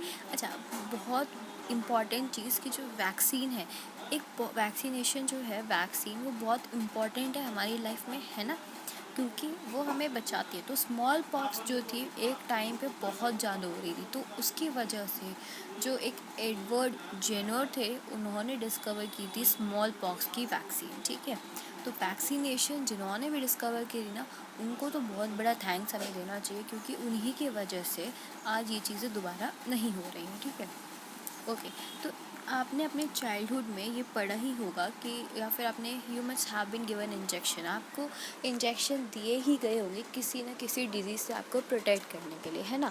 आप अपनी ज़रा डॉक्टर की फ़ाइल खोल के देखिएगा, उसमें ना आपको बहुत सारे इंजेक्शन्स दिए जाते हैं हर एक बच्चे को। जब भी वो होता है ना, तो उसको कम से कम बहुत सारे इंजेक्शन दिए जाते हैं। और एक पोलियो का, जहाँ जो मुझे कुछ नेम्स पता है, पोलियो का, स्मॉल पॉक्स का, अब ये दिए ही जाता है, ठीक है। अब आने वाले टाइम में क्या होगा कि कुछ साल बाद जो भी अब बेबी होगा, जो भी अब बच्चा होगा, उसको कोरोना वायरस की भी वैक्सीन दी जाएगी, ताकि बाद में उसको ना लगवानी पड़े, है ना।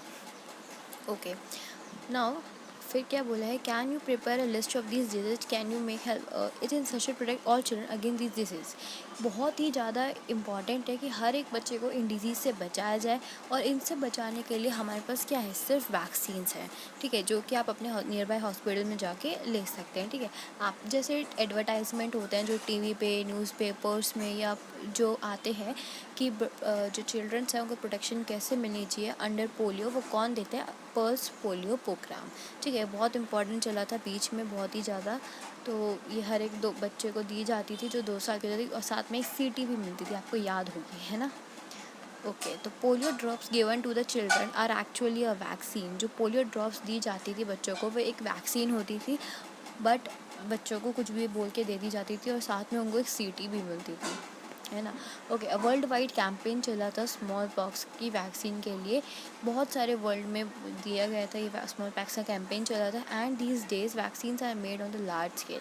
अब माइक्रो ऑर्गेनिजम्स जो हैं वो ह्यूमंस और एनिमल्स को बचाने के लिए बहुत सारी डिजीज़ से क्या करते हैं, माइक्रोजम्स वैक्सीन्स बनाते हैं बहुत बड़े स्केल पे। अब माइक्रोजम्स तो बनाते हैं, बट वो कैसे बनाते हैं, उसके अंदर जाके लाइक एंटीबॉडीज़ बन के, है ना। Okay, increasing soil fertility. अब हमने देखा था कि जो माइक्रोऑर्गेनिज्म थे वो सॉइल फर्टिलिटी को भी बढ़ा रहे थे, है ना।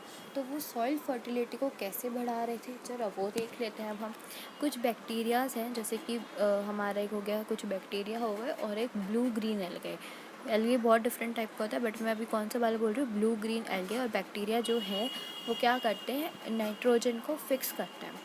अब नाइट्रोजन क्या है, गैस है, और उसको फिक्स कैसे करते हैं वो आपको आने वाले टाइम में भी पता चल ही जाएगा, ठीक है। तो नाइट्रोजन को फिक्स करते हैं कहाँ, फ्रॉम द एटमॉस्फेयर से, टू इनरिच द सॉइल। मतलब कि जो हमारी सॉइल है उसको और अच्छा बनाने के लिए वो क्या करते हैं, एटमॉस्फेयर से नाइट्रोजन लेते हैं, और वो जो सॉइल है उसमें उसको फिक्स कर देते हैं, ताकि उसकी जो फर्टिलिटी है वो इंक्रीज़ हो जाए, ठीक है। एंड दीज डेज जो माइक्रोब्स हैं, हमारे जो माइक्रोब्स हैं उनको हम इसलिए क्या बोलते हैं, बायोलॉजिकल नाइट्रोजन फिक्सर्स। क्यों बोलते हैं, क्योंकि वो क्या करते हैं, वो नाइट्रोजन को फिक्स करते हैं एटमॉस्फेयर से लेके हमारी सॉइल में, ताकि वो फर्टिलिटी को इंक्रीज़ कर सकें, ठीक है। देखिए जो नाइट्रोजन फिक्स करते हैं ना ब्लू ग्रीन एल्गे, वो कुछ इस टाइप के होता है, जैसे कि आप ये वाला देख ही रहे होंगे, है ना, और या फिर कुछ इस टाइप की, ये जो आप इस डायग्राम में देख रहे हैं। ओके। अच्छा, अब ये जो माइक्रो ऑर्गेनिजम्स हैं, ये इन्वायरमेंट को क्या कर रहे हैं, क्लीन भी कर रहे हैं। हमने ये भी देखा था, है ना, कैसे क्लीन कर रहे थे। जो वेजिटेबल पील्स वगैरह हम सॉइल में डालते थे, उनको डिकम्पोज करके उनको वो क्या बनाते थे, मैन्योर बनाते थे, है ना।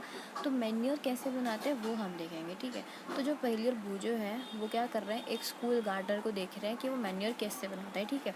तो वो क्या करता है, जो गार्डनर है वो क्या करता है, बहुत सारा वेस्ट जो है ना प्लांट्स का होता है या वेजिटेबल्स का और फ्रूट्स का, वो क्या करते हैं नियर बाय हाउसेज और गार्डन से लेके क्या करते हैं, एक पिट बनाता है। पिट यानी गड्ढा, ठीक है। सॉइल है, सपोज ये आपकी लैंड है, ठीक है, इस पे ये गड्ढा बनाया है, ठीक है। अब यहाँ पे हमने क्या रख रखा है, सारा जो वेस्ट है वो रख रखा है हमने इस लाइन में, ठीक है। वेजिटेबल पील्स, प्लांट्स, फ्रूट्स, कुछ भी जो भी वेस्ट है वो सब, ठीक है। अब हमने क्या किया, वो सब ना, ये जो सामान पड़ा था ये हमने इस पिट में डाल दिया, ठीक है। इस पिट में हमने ये सारा सामान डाल दिया, तो यहाँ से तो ये चला गया। एक सेकेंड। ओके, पिट में सारा हमने डाल दिया। अब क्या हुआ, जब वो सारा वेस्ट हमने पिट में डाल दिया, अब उस पिट में क्या थे, सॉइल के साथ माइक्रो ऑर्गेनिजम्स थे। ये माइक्रो ऑर्गेनिजम्स क्या करेंगे, डिकम्पोज करेंगे। डिकम्पोज मतलब डेड लिविंग ऑर्गेनिज्म वाला काम करेंगे, ठीक है।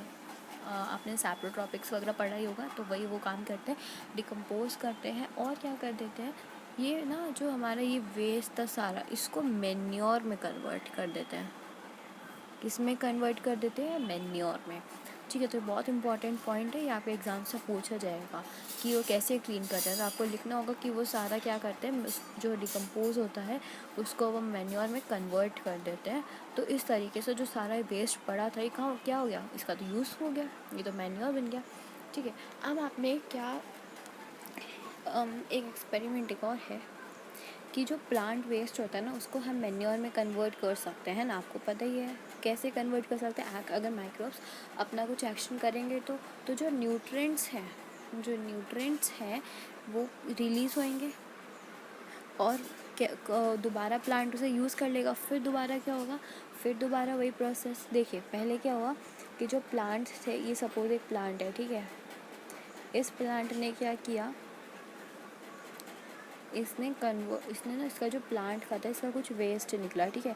अब वो वेस्ट को माइक्रोब ने कन्वर्ट कर दिया इनटू मैन्योर में, ठीक है। अब ये मैन्योर में से क्या निकलेंगे, कुछ न्यूट्रिएंट्स निकलेंगे। अब जो ये न्यूट्रिएंट्स निकलेंगे, ये कहाँ जाएंगे, ये सॉइल से बाहर निकलेंगे।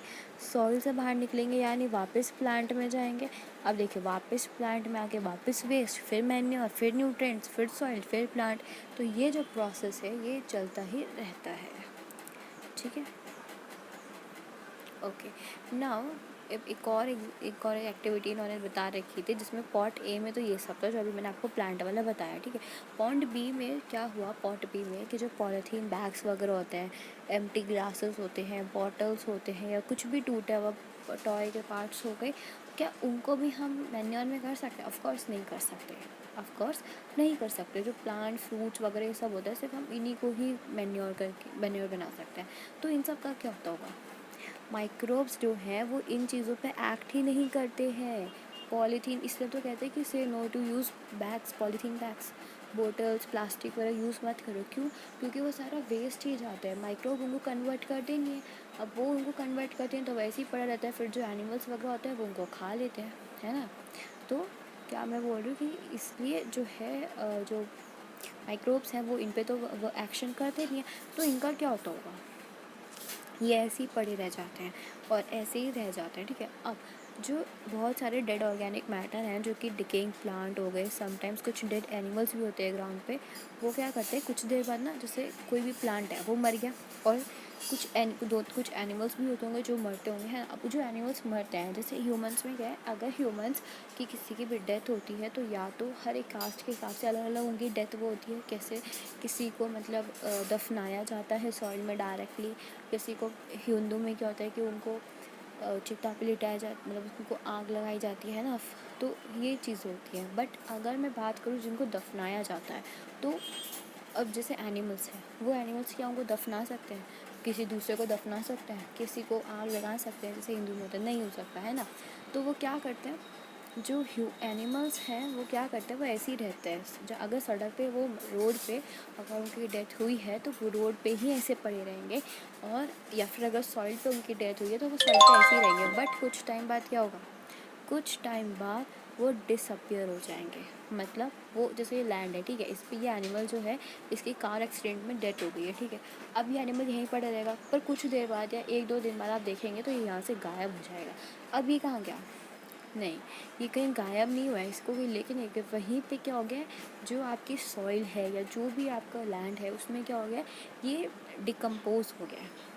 मतलब उसके कुछ जो पार्टिकल्स थे वो माइक्रो ऑर्गेनिजम्स ने क्या किया है, उनको डिकम्पोज कर दिया है। Dead organic waste of plants and animals को क्या कर दिया, कन्वर्ट कर दिया एक सिंपलर सब्सटेंस में, ठीक है। तो माइक्रो ऑर्गेनिजम्स ही क्या करते हैं, सिंपलर सब्सटेंस में कन्वर्ट कर देते हैं अगर कोई भी डेड प्लांट एनिमल या ह्यूमंस होता है जब उनको दफनाते हैं, ठीक है।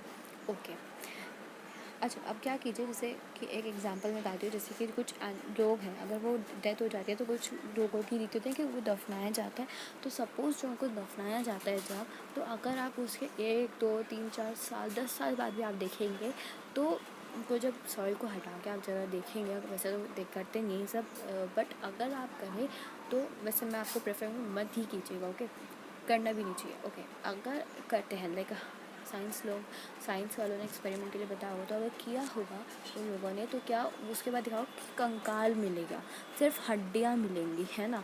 क्यों, बाकी का मांस कहाँ गया, वो सारा मांस डिकम्पोज हो गया dead organic waste of animals in converting them into simple substance.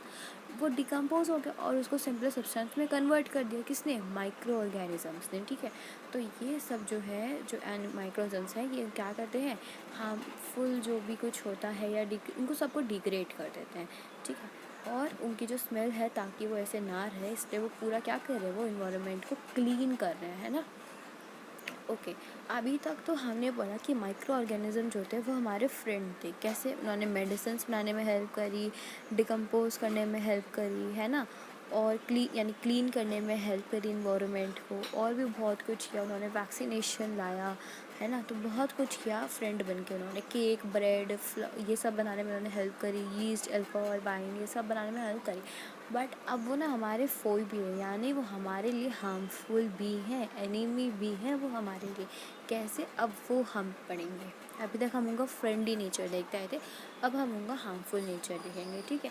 तो जो माइक्रो ऑर्गेनिजम्स हैं वो बहुत तरीके से हमारे लिए हार्मफुल हैं, क्यों, क्योंकि वो बहुत सारी डिजीज़ कॉज करते हैं, हम ह्यूमंस में, प्लांट्स और एनिमल्स में। अब वो कैसी कैसी डिजीज़ है, अब हम वो पढ़ेंगे, ओके। तो जो माइक्रो ऑर्गेनिजम्स हैं जो सबसे पहले डिजीज़ करते हैं वो होते हैं पैथोजेंस। पैथोजेंस क्या, लाइक कभी हम कहते हैं ना कि वो जैसे फूड ख़राब हो जाता है, रखे रखे फूड ख़राब हो जाता है ना, और या फिर क्लोथ भी ख़राब हो जाते हैं कभी कभी उस पर, जैसे कि रुआ लग जाता है आपके कपड़ों पे, है ना, लेदर के कपड़े ख़राब हो जाते हैं। तो वो सब क्या है, वो माइक्रो ऑर्गेनिजम्स हैं, पैथोजेंस है वो। पैथोजेंस जो है हमारे कपड़े, हमारा खाना और हमारा लेदर का जो भी है उनको उस पर माइक्रो ऑर्गेनिजम्स लग जाते हैं। और माइक्रो ऑर्गेनिजम्स कौन से, पैथोजेंस, ठीक है। जैसे रुआ वगैरह लग जाता है आपके कपड़े में तो माइक्रो ऑर्गेनिज्म पैथोजेंस वाले लगाते हैं, ठीक है, ओके ना। अब ये तो ठीक है हमारे कपड़े में से, अब disease causing in micro organisms in humans.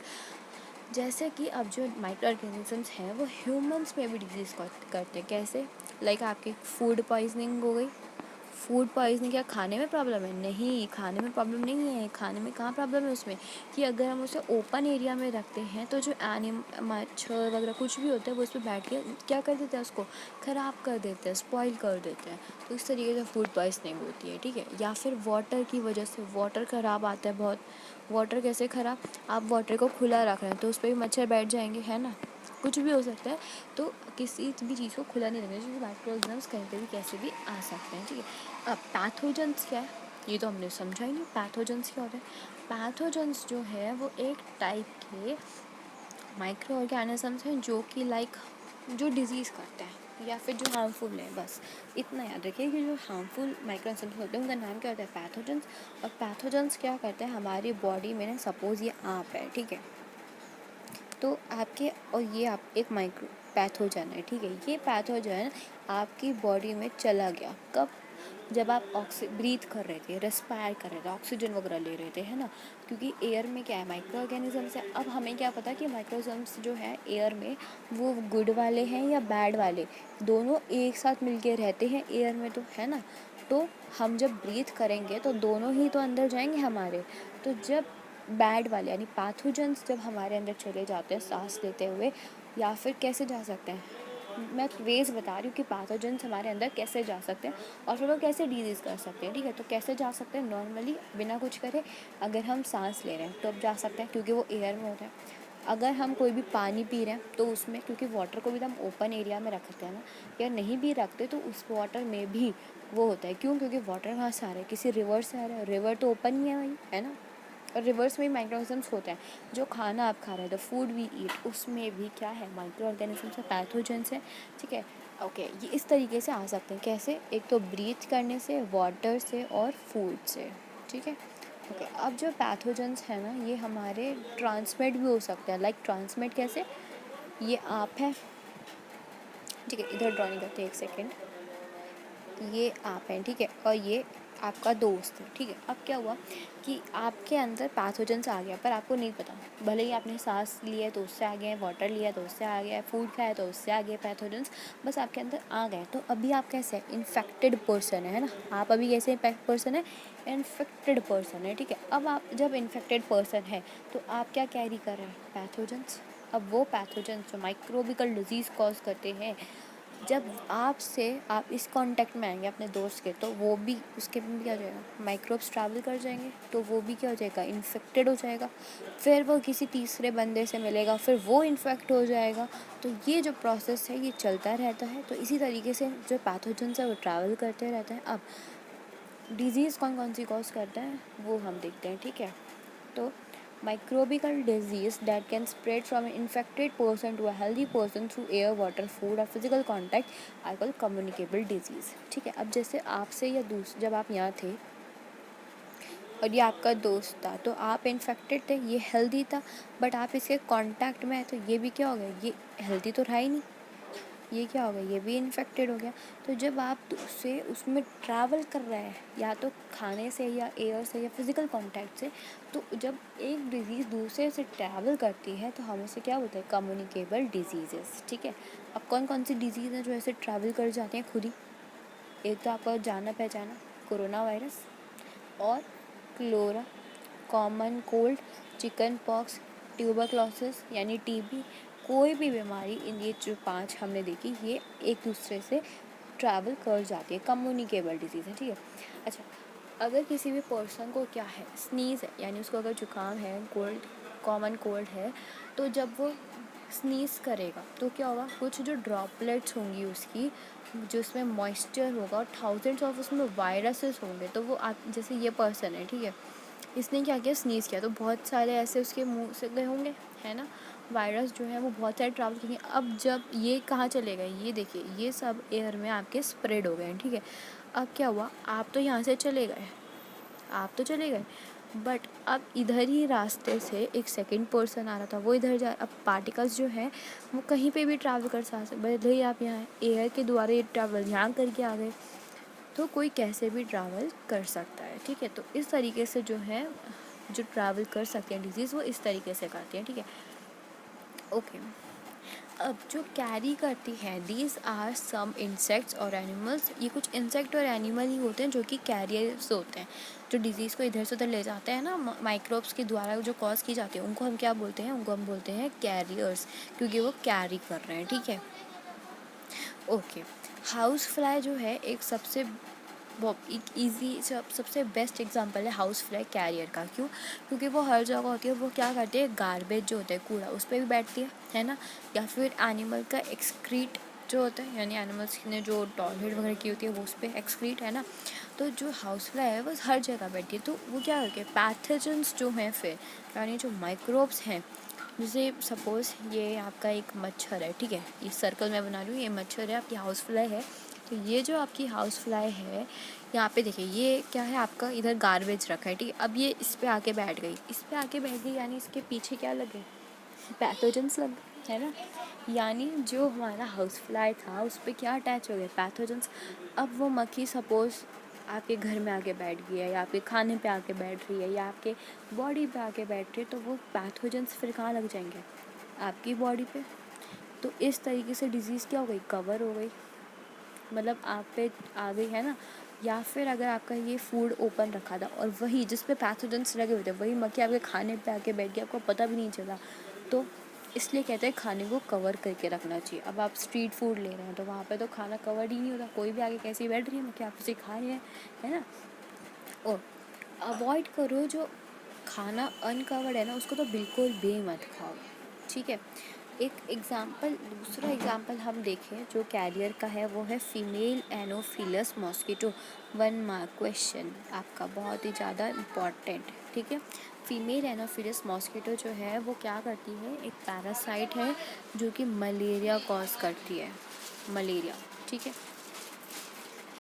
तो जो मलेरिया कॉज करती है, मलेरिया उसका नाम क्या होता है, एनोफिलस फीमेल वाली, और जो डेंगू लेके आती है उसका नाम होता है फीमेल एडिस। दोनों ही फीमेल है, बट मलेरिया के लिए एनोफिलस है और डेंगू के लिए एडिस है, ठीक है।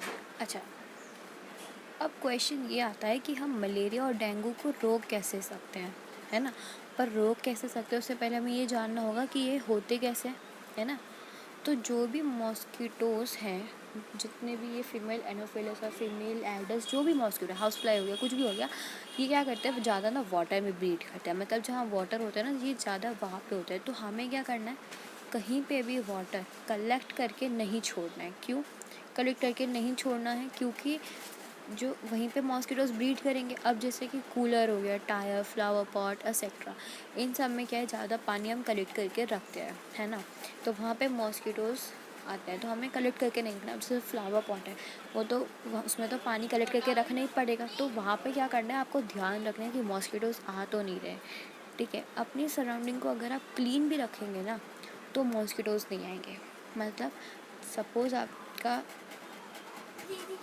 मतलब क्या है कि अगर आप अपनी सराउंडिंग को क्लीन रखेंगे ना, तो चाहे भले ही वहाँ पे पानी हो बहुत सारा, जैसे एक कूलर है आपका, ठीक है, और इसमें आपने पानी कलेक्ट करके छोड़ दिया है, ठीक है, पर मक्खी जो है वो इसलिए नहीं आ रही है ज़्यादा, मतलब आ रही है, 2-3 आ रही हैं, पर बहुत सारी, यानी ग्रुप्स में नहीं आ रही हैं इतने सारे। क्यों नहीं आ रही हैं, क्योंकि आपने जो सराउंडिंग है आपकी, आपने उसको साफ़ रखा है, ठीक है। तो इस तरीके से हम जो है मॉस्किटोज़ को प्रिवेंट कर सकते हैं कि वो यहाँ पे ना आए, ठीक है। ओके, अभी बहुत इंपॉर्टेंट टेबल है, बहुत ही ज़्यादा, इसको आपको लर्न ही करना पड़ेगा, क्योंकि एग्ज़ाम्स में इससे तो क्वेश्चंस बहुत ज़्यादा आते हैं। पूरा टेबल इम्पॉर्टेंट है, तो इसको तो रट लो, जो करना है करो, बस इससे तो रट लो, ठीक है। पूरा अच्छे से पढ़ लो इसे, ये टेबल को तो घोल के पी जाओ आप, ओके। तो समझते हैं, नहीं होता, पर मेनली आपको ये तो समझना ही पड़ेगा आपको, और करना ही पड़ेगा। इसमें ज़्यादा कुछ भी नहीं, आपको बहुत ईजी है। देखिए, ट्यूबरक्लोसिस क्या होता है, टीबी, ठीक है, ये क्या होती है, सूखी खांसी होती है, ठीक है। ओके, जो खांसी वगैरह कुछ भी होता है तो बैक्टीरिया के थ्रू होती है, ठीक है। अच्छा, अब ट्यूबरक्लोसिस कैसे होगा, जैसे ये बंदा है, ठीक है, इसको ट्यूबरक्लोसिस है, तो इसने खांसा, उसके पार्टिकल्स कहाँ गए, एयर में गए। अब ये पार्टिकल्स एयर के थ्रू कहीं पे भी ट्रैवल करके आ सकते हैं, तो ये कैसे ट्रैवल करेंगे, एयर के थ्रू, तो मोड क्या हो गया, एयर हो गया, ठीक है। अब मीज़ल्स जो है वो एक वायरस है, वो भी एयर के थ्रू होता है। चिकन पॉक्स जो है वो एक टाइप का वायरस है, याद रखिए, वायरस। अब वो कैसे आ सकता है, या तो कांटेक्ट और या तो एयर से, ठीक है। पोलियो जो है उसकी वैक्सीन है, अगर देखिए जिसकी भी वैक्सीन है ना, अगर किसी की वैक्सीन है तो मतलब वो क्या है, वो वायरस है, ठीक है। अब जैसे पोलियो है उसकी वैक्सीन है, चिकन पॉक्स है उसकी वैक्सीन है, यानी वो क्या है, वायरस है, ठीक है। अब कोई भी अगर वायरस है तो एयर से तो वो फैलेगा ही फैलेगा, ठीक है। दूसरा किससे फैल सकता है वो आपको ध्यान रखना है, चिकन पॉक्स कॉन्टैक्ट से और पोलियो वाटर से। अब इसको प्रिवेंट कैसे कर सकते हैं, आपका जो पेशेंट है अगर उसको हो गया ये सब बीमारियाँ, ये चारों, तो उसे आइसोलेशन में रखें, मतलब बिल्कुल अलग कर दीजिए, ठीक है। क्योंकि ये सब क्या है, एयर से ट्रैवल कर रही हैं चारों, तो इसलिए उसको अलग रख दो, एकदम आइसोलेशन कर दो, ठीक है। देन जो पेशेंट है उसको वैक्सीनेशन दो, एक उसके अगर सुटेबल एज पे वैक्सीनेशन दो, ठीक है। और क्या करो, पेशेंट को सबसे दूर रखो, ठीक है, बस इतना ही इसका आपको 2 पॉइंट्स। देन क्लोरिया जो है वो बैक्टीरिया है और टाइफाइड भी बैक्टीरिया है, ठीक है। टाइफाइड और क्लोरिया दोनों बैक्टीरिया जो हैं वो खाने से होते हैं, ठीक है, क्योंकि आपको पता है खाने में बैक्टीरिया ज़्यादा होते हैं, तो बस ऐसे याद रखिए, जहाँ बैक्टीरिया वहाँ वाटर। क्लोरा टाइफाइड दोनों बैक्टीरिया वाटर से होते हैं, ठीक है ना। फूड से भी हो सकता है बट वो आपका सिर्फ क्लोरा होगा, ठीक है। अच्छा, अब इसको कैसे कर सकते हैं फिर? सिंपल है, अगर आपका वाटर से हो रहा है या फूड से हो रहा है, यानी आपको अपने पर्सनल हाइजीन पे ध्यान देना पड़ेगा, पर्सनल हाइजीन पे ध्यान देना पड़ेगा। और जो आपकी सैनिटरी हैबिट्स हैं, मतलब हाथों को क्लीन रखिए, सबको क्लीन रखिए, वो करना पड़ेगा, ठीक है। और क्या करना है, प्रॉपर फूड, ढंग का, मतलब एकदम प्रॉपर कुक्ड फूड आपको खाना है, पूरा पका हुआ, आधा कच्चा पका नहीं। और क्या होना चाहिए, गर्म वाटर पियो, बॉईल करके पियो, ठीक है। और वैक्सीनेशन इज़ इम्पॉर्टेंट, ठीक है, ओके। नाउ जो हेपेटाइटिस ए है वो भी वायरस से होता है, और वायरस से कैसे, वाटर के थ्रू, ठीक है, ओके। इसके लिए क्या करना है, अगर वाटर से हो रहा है तो सिंपल पॉइंट याद रखना है। देखिए यहाँ पे भी वाटर था, यहाँ पे भी वाटर था, मैं बता दूँ कहीं पे भी वाटर है, मतलब कि गर्म उबाल के पानी पियो और वैक्सीनेशन लो, बस यही इंपॉर्टेंट चीज़ है। अगर वाटर कहीं पे भी है कि मोड वो वाटर है, ठीक है।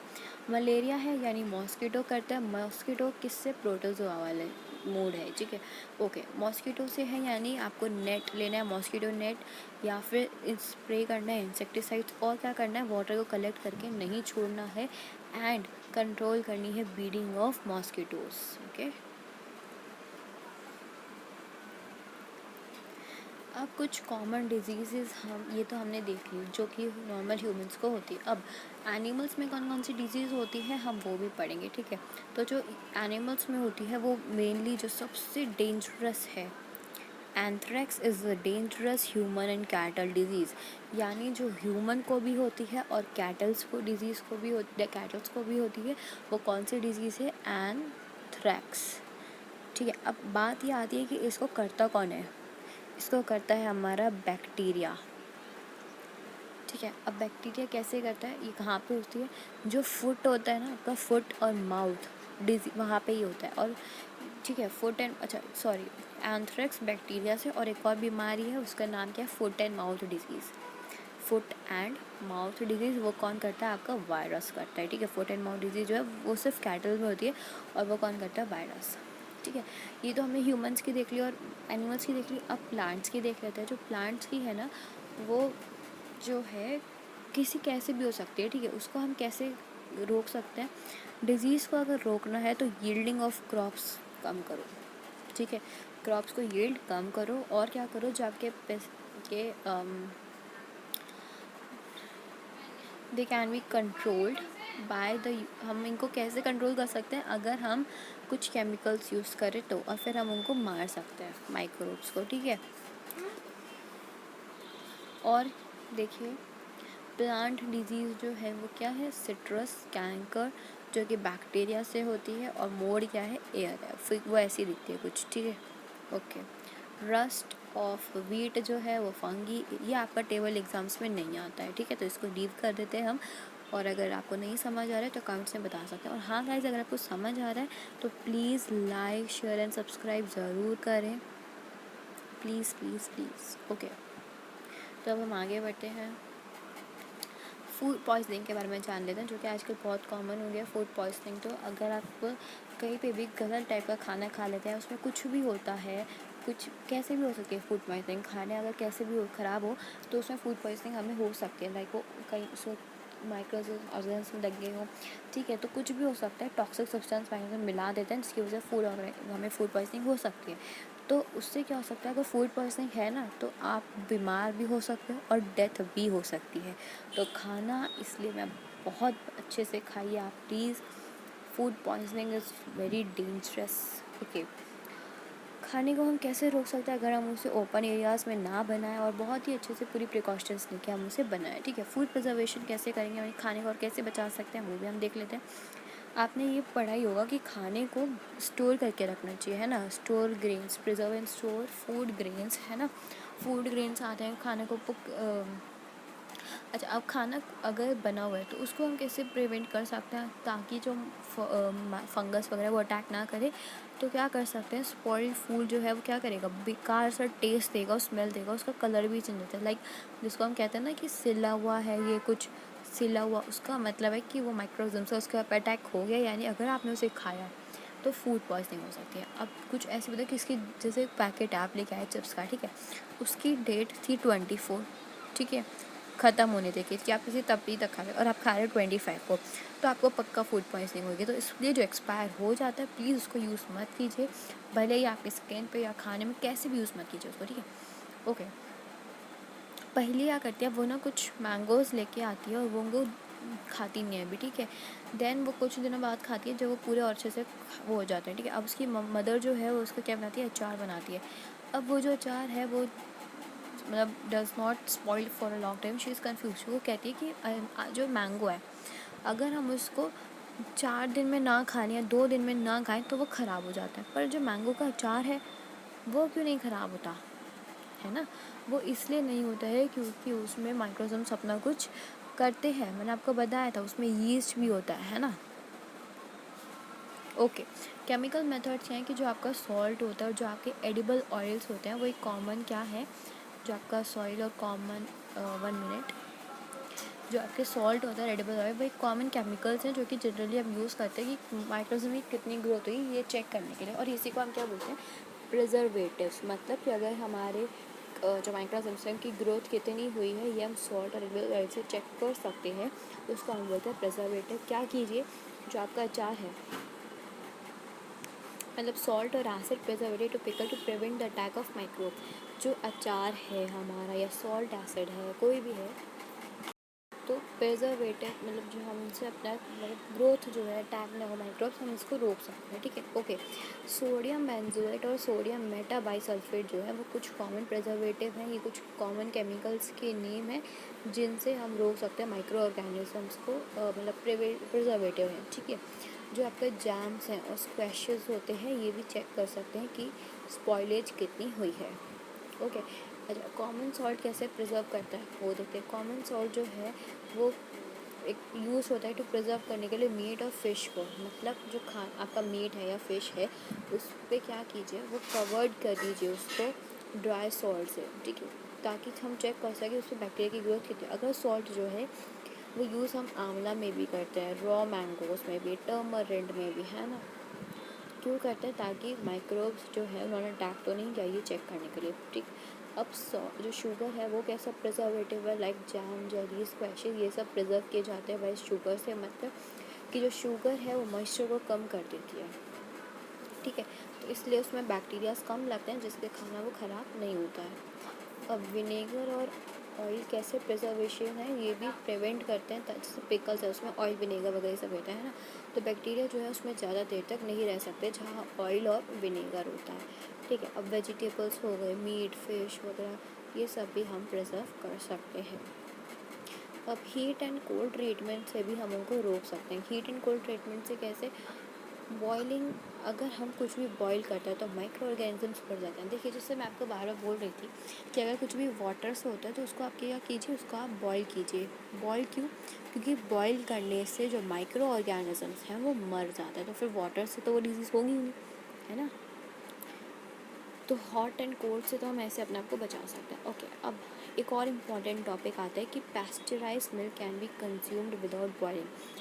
जो आपका पैस्चराइज मिल्क होता है हम उसको कंज्यूम कर सकते हैं विदाउट बॉइलिंग किए, पर as it free from harmful microbe, ताकि वो हार्मफुल माइक्रोब पर जब तब भी हम उसको विदाउट बॉइलिंग का यूज़ कर सकते हैं जब वो फ्री हो माइक्रोब से, ठीक है। अच्छा, जैसे आपने देखा होगा जब भी आप दूध लेके आते हैं पैकेट वाला तो आप उसको क्या करते हैं, बॉईल करते हैं। क्यों करते हैं, ताकि उसके माइक्रोब्स जो हैं वो मर जाए, है ना। इतनी डिग्री पे हम उसे बॉईल करते हैं फॉर 10 सेकेंड्स के लिए, एंड देन सडनली क्या करते हैं, उसको हम ठंडा कर देते हैं और फिर फ्रिज में रख देते हैं। तो ये जो आप दूध गर्म करते हैं ये किस लिए करता है, ताकि उसमें माइक्रोब्स मर जाए। बाय डूइंग दिस जो ग्रोथ है माइक्रोब्स की वो रुक जाती है। और ये तरीका किसने यूज़ किया था, लुईस पास्चर ने, और इसी को हम कहते हैं पैस्चराइजेशन। क्या, कि दूध को थोड़ी देर गर्म करो 15 सेकेंड और 30 सेकेंड तक, ठीक है। इतने सेकेंड्स के बाद गर्म करने के बाद क्या करना है, उसको ठंडा करने रख दो फ्रिज में, बस। ओके, इसी को क्या बोलते हैं, पैस्चराइजेशन। अब हम स्टोरेज और पैकिंग कैसे कर सकते हैं वो देखते हैं। तो दीज डेज जो ड्राई फ्रूट्स होते हैं हमारे और वेजिटेबल्स वगैरह, उनको हमें क्या करना चाहिए, 1 मिनट। ओके, जो ड्राई फ्रूट्स होते हैं ना, हमें उनको एकदम सील्ड करके एयर टाइट पैकेट्स में रखना चाहिए, नहीं तो क्या होगा, माइक्रोब्स जो है वो एंटर कर जाएंगे। ठीक है, ओके। आप नाइट्रोजन फिक्सेशन, बहुत इंपॉर्टेंट टॉपिक जो मैं आपको बोल रही थी इससे पहले कि हम पढ़ेंगे, सो थोड़ी देर में वो टॉपिक आ गया है। इसके बाद हमारा चैप्टर फिनिश है। ओके, तो नाइट्रोजन फिक्सेशन कैसे, कि यू हैव लर्न बैक्टीरिया, आपने एक बैक्टीरिया के बारे में पढ़ा होगा जिसका नाम है राइजोबियम, है ना। कौन सी क्लास में आपने पढ़ा होगा, 6th और 7th में पढ़ा होगा। ये क्या करते हैं, नाइट्रोजन को फिक्स करते हैं लेगुमिनियस प्लांट में। लेगुमिनियस प्लांट कौन, पल्सेस। ठीक है, राइजोबियम कहाँ रहते हैं, बहुत इंपॉर्टेंट क्वेश्चन।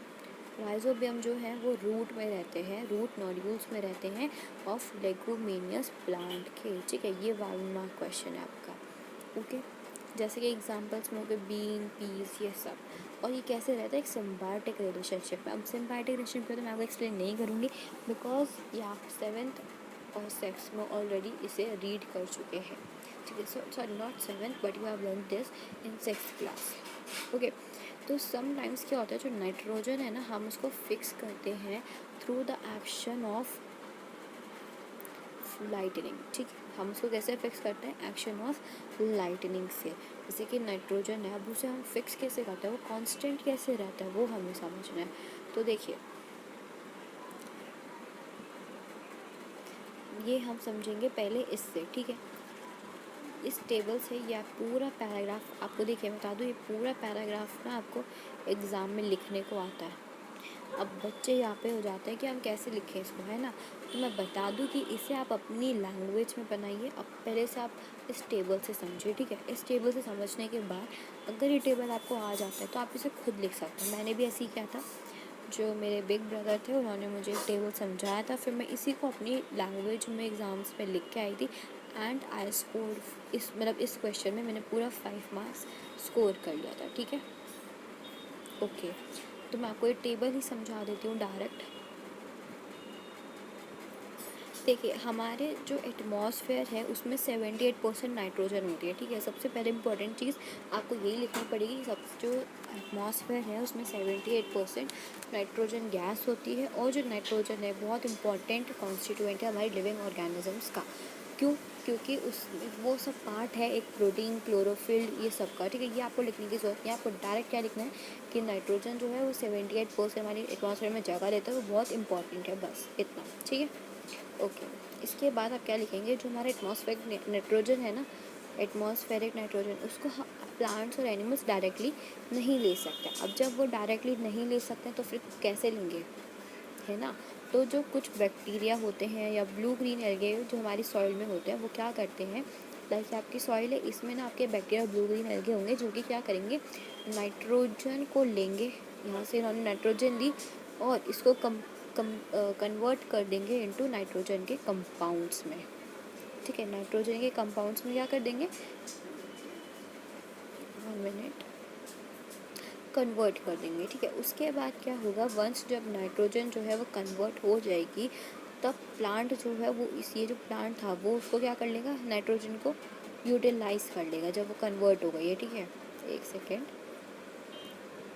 इसको क्या कर लेगा, वो यूज़ कर लेगा एंड फिर जो नाइट्रोजन है वो क्या हो जाएगी, सिंथेसाइज कर लेगा, मतलब कि जो प्लांट्स हैं और एनिमल्स हैं वो उसको यूज़ कर लेंगे। ठीक है, और जब प्लांट्स और एनिमल्स मरेंगे तो बैक्टीरिया और फंगी जो प्रेजेंट होता है वो नाइट्रोजनस वेस्ट में कन्वर्ट कर देंगे। ठीक है, तो इसको एक बार टेबल से समझ लेते हैं। देखिए, तो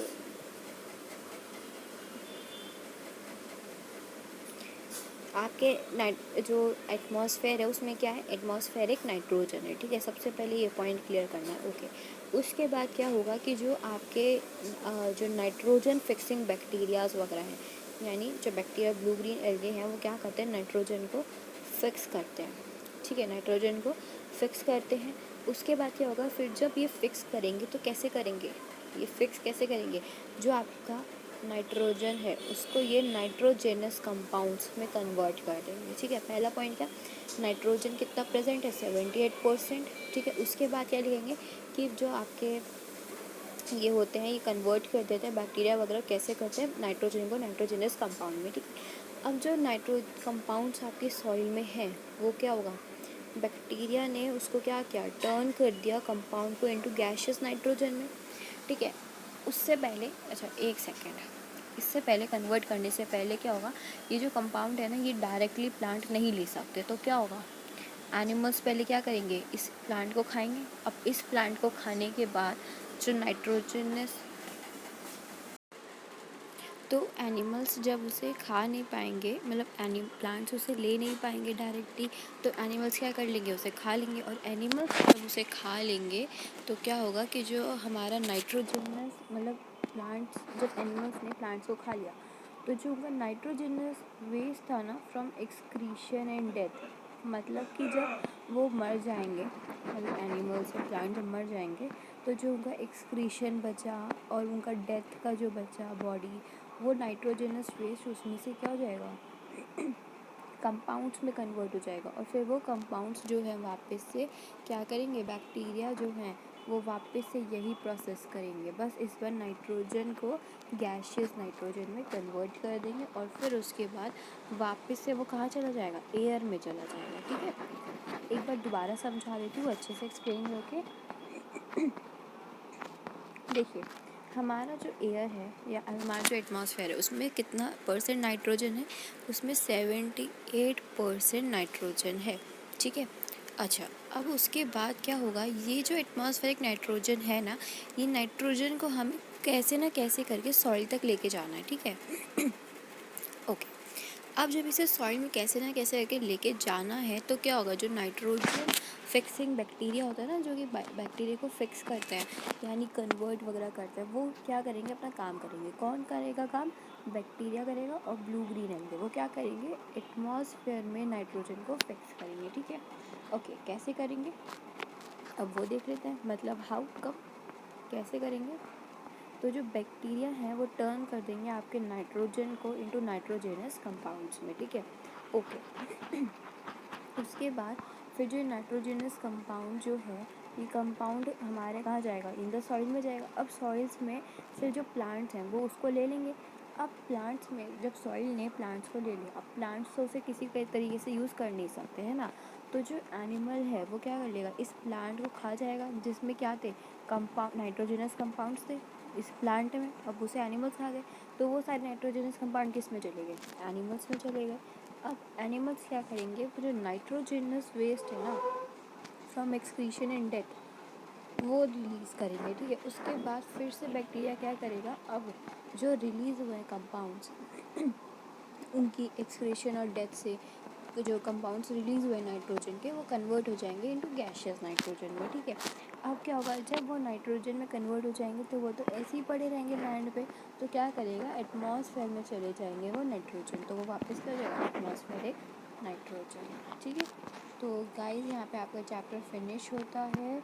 अगर आपको कोई भी डाउट है आप मुझे कमेंट्स में बता सकते हैं, I will clear your all doubts. अगर वीडियो पसंद आई हो तो लाइक, शेयर एंड सब्सक्राइब करना ना भूलें।